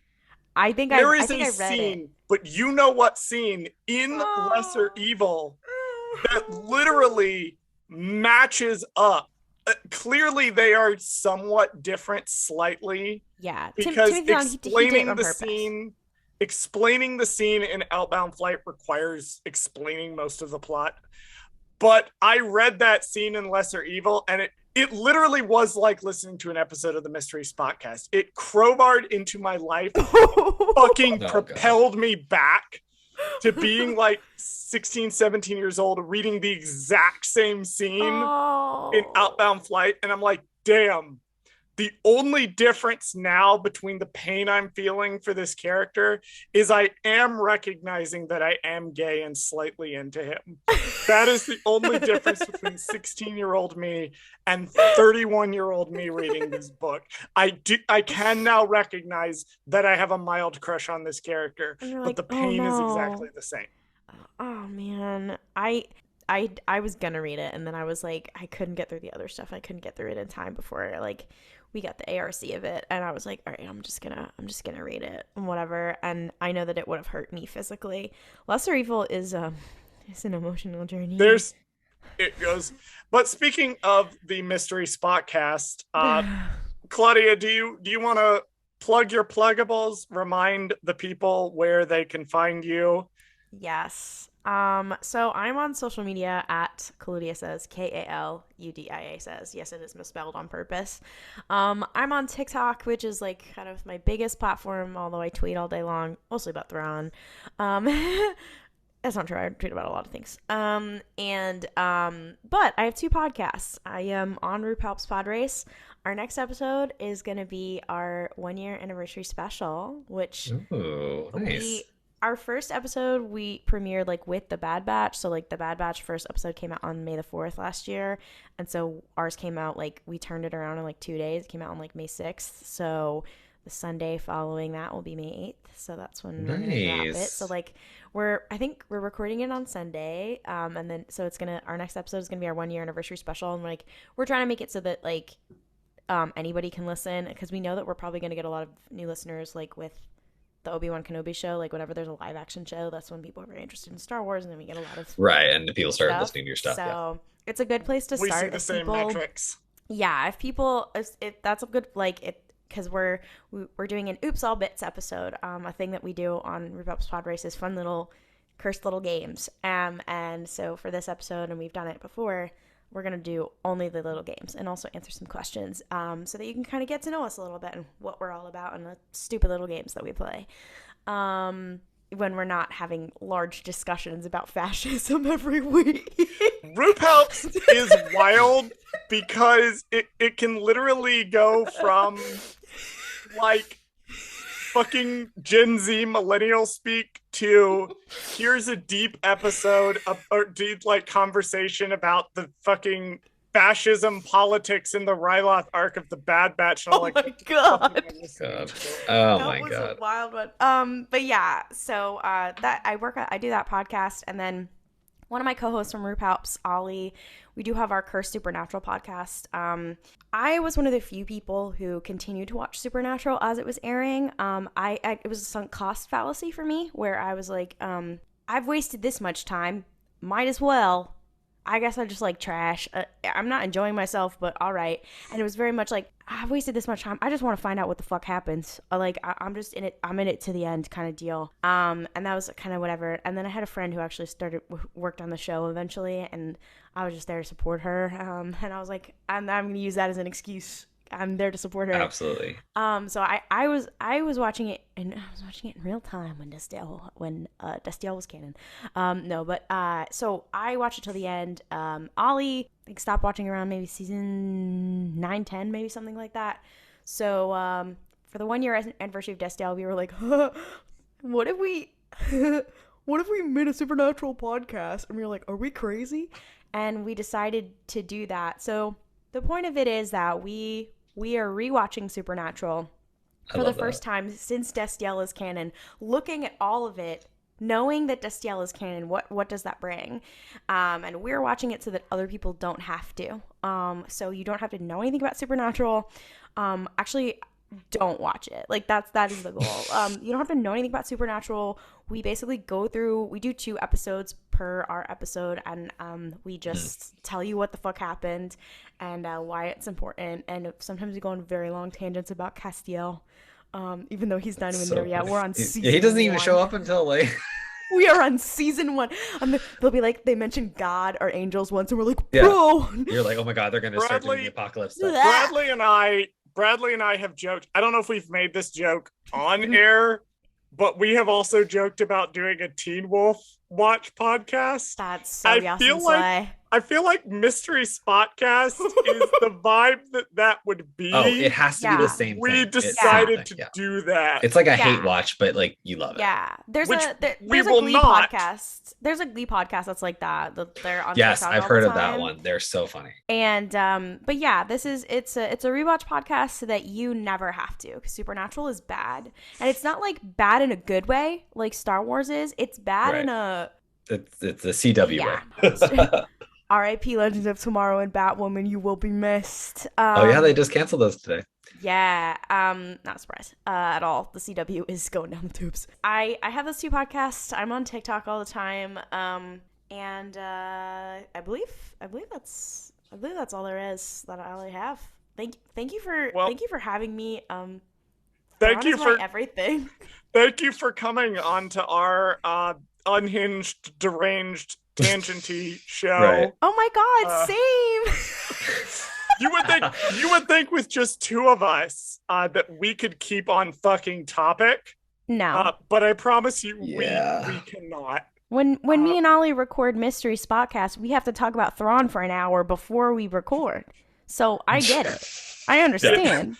It has been an absolute delight. I know that we did try to get you on an earlier episode and it didn't work out, but This is probably the best outcome. This was of the that. best option. Yeah, this is the best option. I I'm happy with it. apologize, Bradley. I do apologize for blowing your minds with that one fact. No, trust me, it's gonna be so great when I finally finish these books. So As we wrap up here before we run the socials card, I am gonna say, in honor of RuPalp's Podrace, the same as we did when Mel was on, good luck and don't criff it up.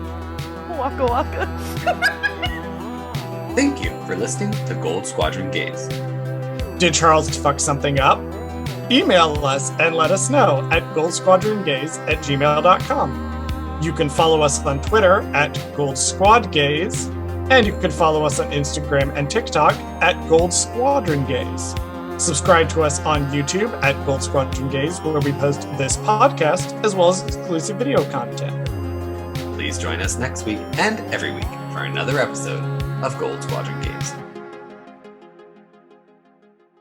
Hey, dumbass, I'm doing the intro this time. we still have to say our names. I know we still have to say recorded. Let me handle this, okay? Okay, I'm gonna do the intro. I think we got our end clip right up at the very beginning.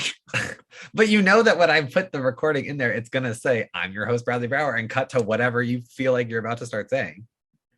Okay, so I'll dive in as if you did. Okay, I see what you want to do. We're professionals, Klaudia. We know exactly what we're doing.